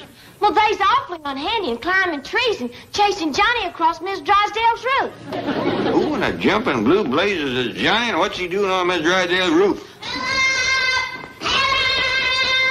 Quick, Jed! Get your gun and bear is after me! Bear? Chase me all the way from Miss Drysdale's! Shame on you, Johnny. Uh-oh, Ellie's been to the zoo again. Ain't it cute? The critter doctor over to the zoo, letting me keep him till he's weaned. Ellie Mae, you get him out of here. Yeah, you ain't gonna wean him on me! No, Johnny, you'll have to eat outside. Well, Granny, did you find out why Miss Drysdale's in the hospital? Bad case of nerves. I wonder what brought that on. I don't know. But I'm gonna whomp up my special nerve tonic and take it to her. But have a heart. This room costs $75 a day. Wait until you get the bill for the specialist who is flying out from New York. Mom, but that's cruel. Yes, I'm striking you at your one sensitive spot. Your wallet. Sweetie, the Clampetts aren't at all... It is my New Year's resolution not to return home until you have rid the neighborhood of those untouchables. Come in. Dr. Stuyvesant has arrived. Good day. I got here as quickly as I could. Oh, Doctor, what a shame you had to fly out from New York. Well, actually, I didn't. I was vacationing when I got the call. Oh, good. I flew directly from the Riviera. And now let's have a look at our patient and see what we can do for those nerves. All right, Ellie, have you got the dried beetles? Yes, sir. How about the bat wings and the spider legs? Right here. Fine. Now we can commence to start making Mrs. Drysdale's nerve-soothing tonic. I'll start with my rheumatism medicine first. That always gets things a-going.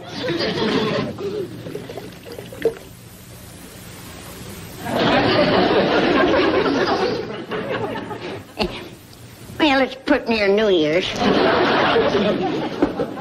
Ready? Set? Go! The cone rope! Snake board. Dog bane. Coal oil. Boom.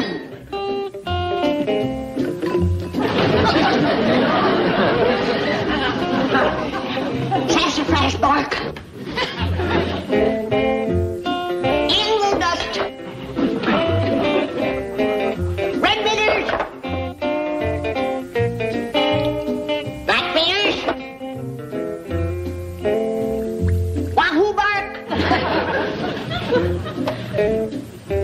Turpentine.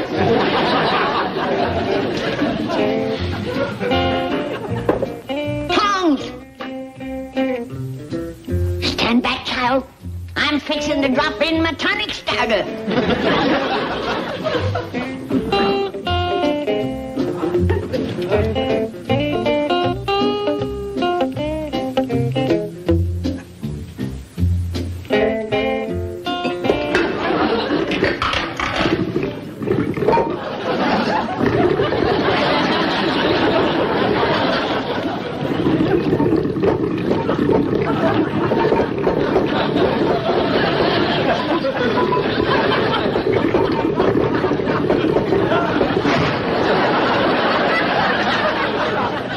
How's your tonic coming, Granny? Best I ever made. Has pert near 4 feet of lid lift. Granny ain't even put in her dried beetle's bat wings and her spider legs.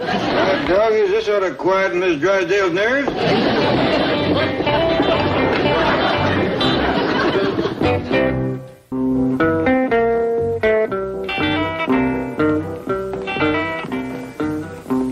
How is she, Doctor? Nothing wrong, I hope? Mr. Drysdale, your wife is as sound as a dollar. Oh, no. That sick? I see. You mean she's all right. I'm a banker, aware of inflation and all that. I'll drive you to the airport and we'll discuss your fee on the way. This has been a very bad year for banking. Mr. Drysdale, there is nothing wrong with your wife physically, but she is in a state of great emotional distress. Aren't we all? Financial reverses, taxes, bad investment. Her condition has nothing to do with money.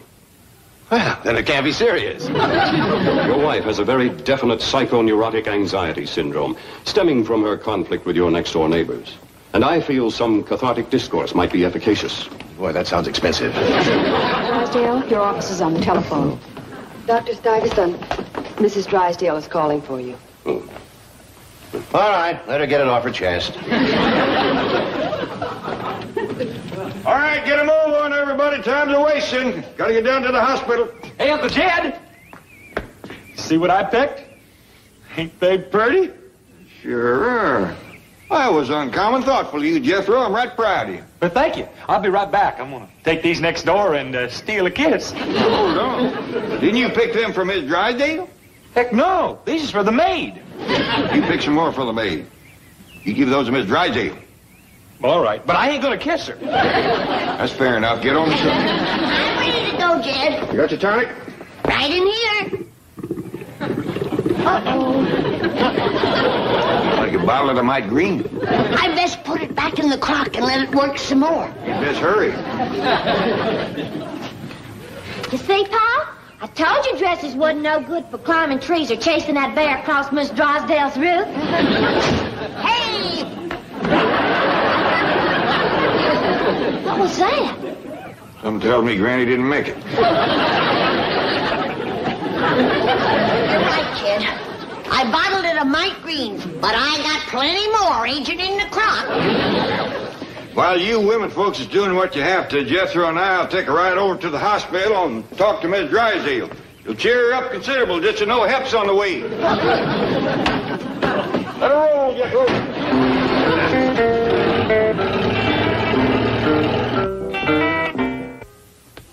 You pushed your call button, Mrs. Drysdale? I did, nurse. Right away, Doctor. And now then, Mrs. Drysdale, let's get back to that beautiful Clampett castle with the chickens and the hogs. And the possums and the raccoons and that dreadful creature that runs across my roof at night, its claws clicking. Oh? But what do you suppose that could be? My husband doesn't believe me, but I think it's a bear. A bear. Yes. Oh, that's nothing. Their goat once ate my hat while driving down Wilshire Boulevard. The goat was driving down Wilshire Boulevard? No, Jethro. You see, they'd insisted on driving me to the bank, and Ellie thrust this baby goat in my arms. And it ate your hat? No, her mother ate my hat. Ellie's mother? No, the goat's mother. It was riding on the truck with me. Truck? Right through the middle of Beverly Hills. Get out of the way! One side, everybody! Get out of the way!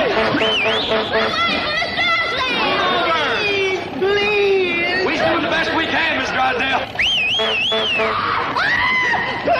Stop the ticket, Miss Drysdale, making noise like a styrene.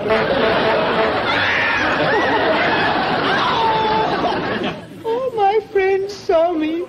It was so humiliating. Ah, yes. Thank you, nurse. Here we are. You drink it right down. It'll calm your nerves. Good. And you're going to have a nice sleep. And when you wake up, you'll have some new dreams to tell me. But I haven't been telling you dreams. Oh, of course you haven't. Come with me and I'll show you... No, I don't think you're quite ready to leave the hospital. Oh, nonsense. I'm only here so my husband will listen to me. That's my job. I like listening to you. That's it. Now, I don't want to hear any more talk about leaving the hospital. We're your friends here. We're going to protect you from those millionaire savages who live in that gingerbread castle with the goats and bears and those other creatures.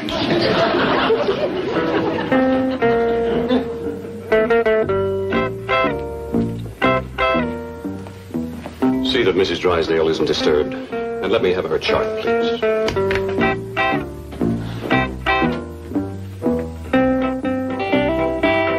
Get in this way, Uncle Jet.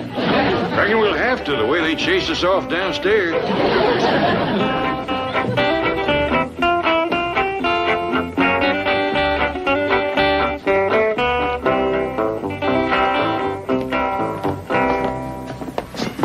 This is it, Uncle Jet. Mrs. Drysdale's name is right on the door. Kind of gloomy in here. Sure is. Appears like Miss Drysdale's asleep. Miss Drysdale, you asleep? Get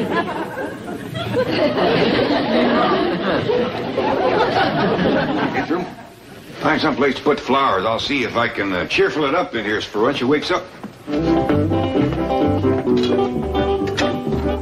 Nice view. I'll open the window. Let's move her bed over there. Good idea.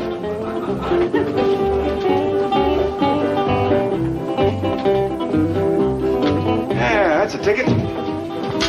Hey, Uncle Jet, what do you reckon these buttons are for? Leave them alone, Jethro. Let's go.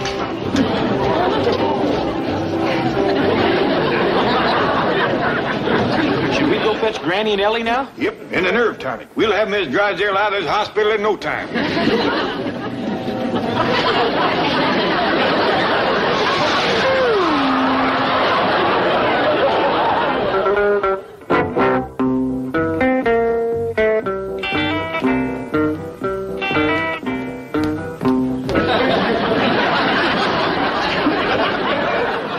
Going to try and escape again, are we? But I didn't escape. I know, but you mustn't even try. It's dangerous to jump out a window, even if you have a nice, soft mattress to land on. But I didn't jump out a window. Well, then how did you get out there in those bushes? I don't know. Unless the hillbillies did it. Oh? Are they here now in the hospital? Yes. I saw two of them leering at me. And the next thing I remember, I was flying through the air. On your magic mattress? No! Oh, I don't know.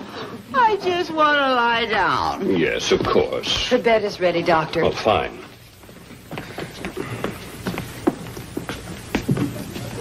Here you are, Doctor. Oh, thank you. This should keep her in her room for a while. Handle it gentle, Jed. I will. Is it behaving? Don't hear a peep out of it. Does it take long to get to that hospital? No, but it takes some doing to get to Mrs. Drysdale's room. You got to go up what they call a fire escape. How come? They won't let you pass the first floor. Funny thing, too, when I said that we'd come to see Miss Drysdale, this woman said, Miss Drysdale ain't having no visitors. So I said, I reckon she's lonely. I'm glad we come. And she still wouldn't let us in. That's a fact. She made us feel about as welcome as a muddy dog at a church wedding. Let's go. What's that for? Miss Drysdale, Granny says it's right soothing to have a critter to pet. I had in mind a pussycat. That raccoon seems a mite skittish. Oh, she'll be all right once she gets in bed with Miss Drysdale. Hello, Jethro.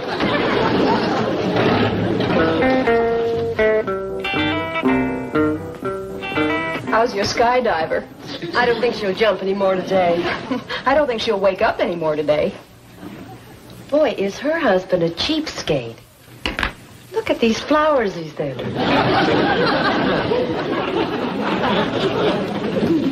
Way that woman downstairs mean-mouthed us was plumb disgraceful, and me a doctor, too. Didn't even cut no mustard when I told her that I was pretty near a brain surgeon. Yeah, and the way she cut loose on poor Helen got her all skittish.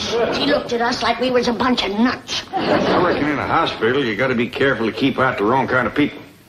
So? So she made a mistake. Kind of dark in here. They got it gloomed up again, Uncle Jed. Well, we know how to fix that.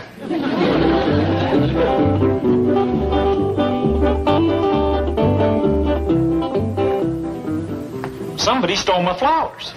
Now you see why they got to try to keep out the wrong kind of people. I got your nerve medicine, Miss Drysdale. Make you sleep real good. Appears like she's sleeping real good right now. Wake her up, Ellie, so I can give her my medicine. Don't make a whole heap of sense, Granny. Who's the doctor around here, you or me? Wake her up, Ellie. Drysdale? Miss Drysdale?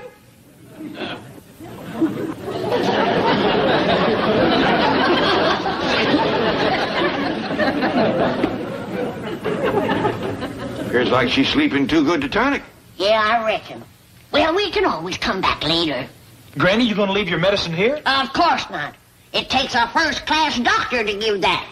And you ain't likely to find one of them in a hospital. Let's move her bed up alongside the window again, Jethro, so she'll have something cheerful to look at when she wakes up. Well, I sure wish I knew what these here buttons were for. Leave him alone, boy.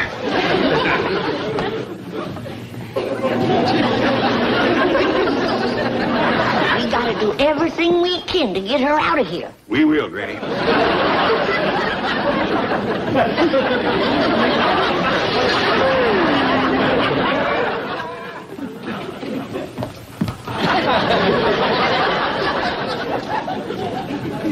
Mrs. Drysdale, you promised you wouldn't jump out the window again. I didn't. Yes, you did, and I'm very upset with you. So am I, Margaret.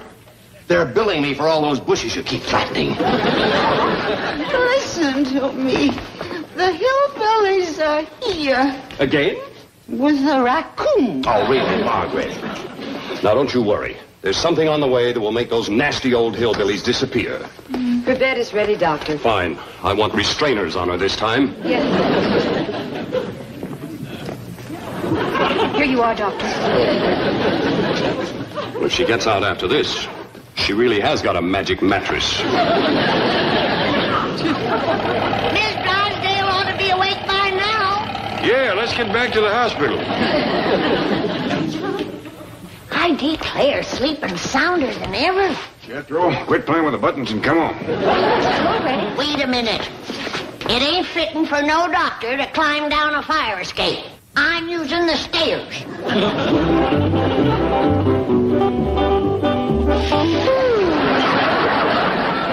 Here. What are you doing on this floor? We come to see Miss Drysdale. Mrs. Drysdale's not allowed to have visitors. Nor fresh air, nor sunshine neither. What kind of a hospital are you running here? Now, Granny. You must all leave immediately. Don't you sash me, I'm a doctor. Put her down, Granny. I have half of my time to take Miss Drysdale out of here. Well, Granny, I reckon that'll learn you not to lose your temper. Well, tarnation, Jed. Who'd have thought they'd take it out on poor, sick Miss Drysdale? Well, they did. They chucked her right out the window into the bushes.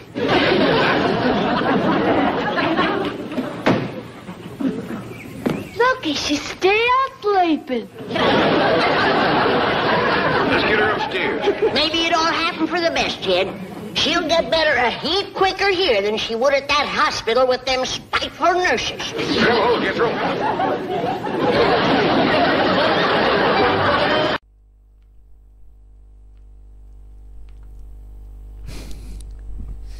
I could be the beauty, I could be the monster.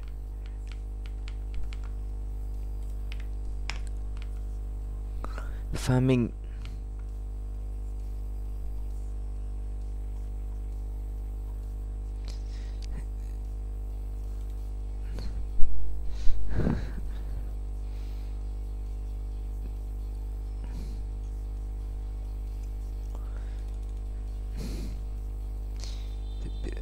I could be the monster.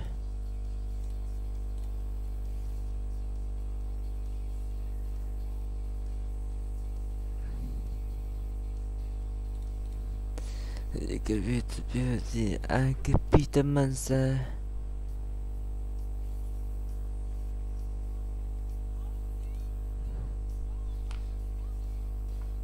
Ok. Huy phân cánh tim.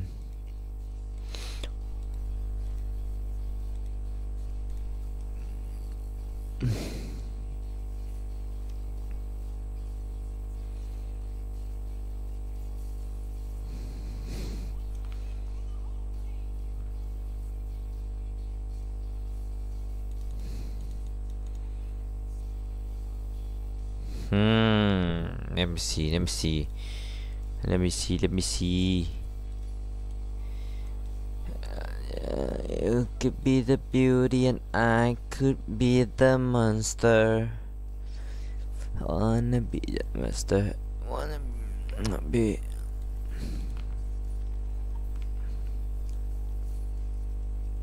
Chọc.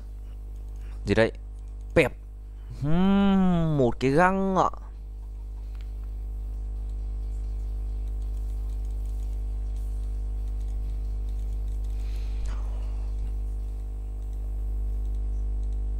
Be the monster. You could be the beauty and I could be the monster.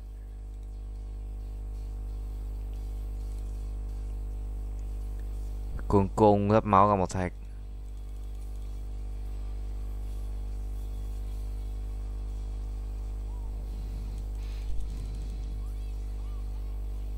What?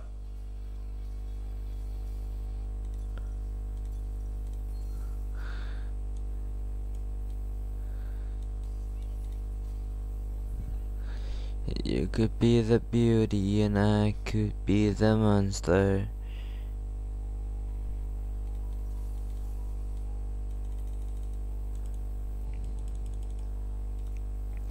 Okay, buddy. It was just a lover.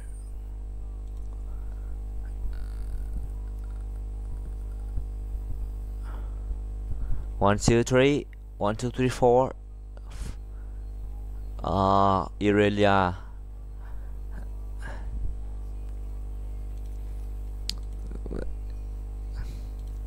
Thằng tên con này với cả thằng tên con này.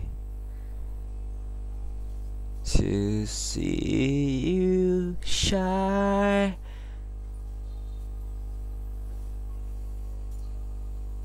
Bỏ thằng này không? Thằng này lấy Nami đâu nhỉ?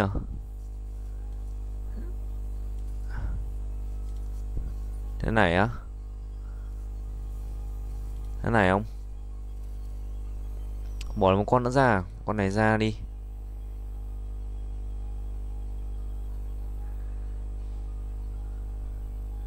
Norris à? Thế này á?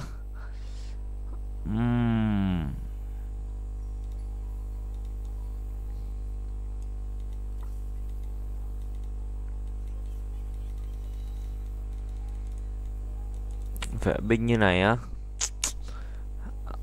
Thì bộ này sao? Bộ này lắp cực tốc không? Lắp tục cực không?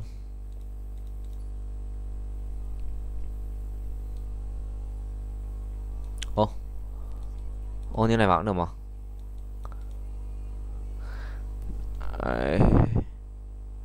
I don't need no light to see you shine. Less for me. Bẹp, bẹp thổi, bẹp, bẹp, bẹp, bẹp, bẹp.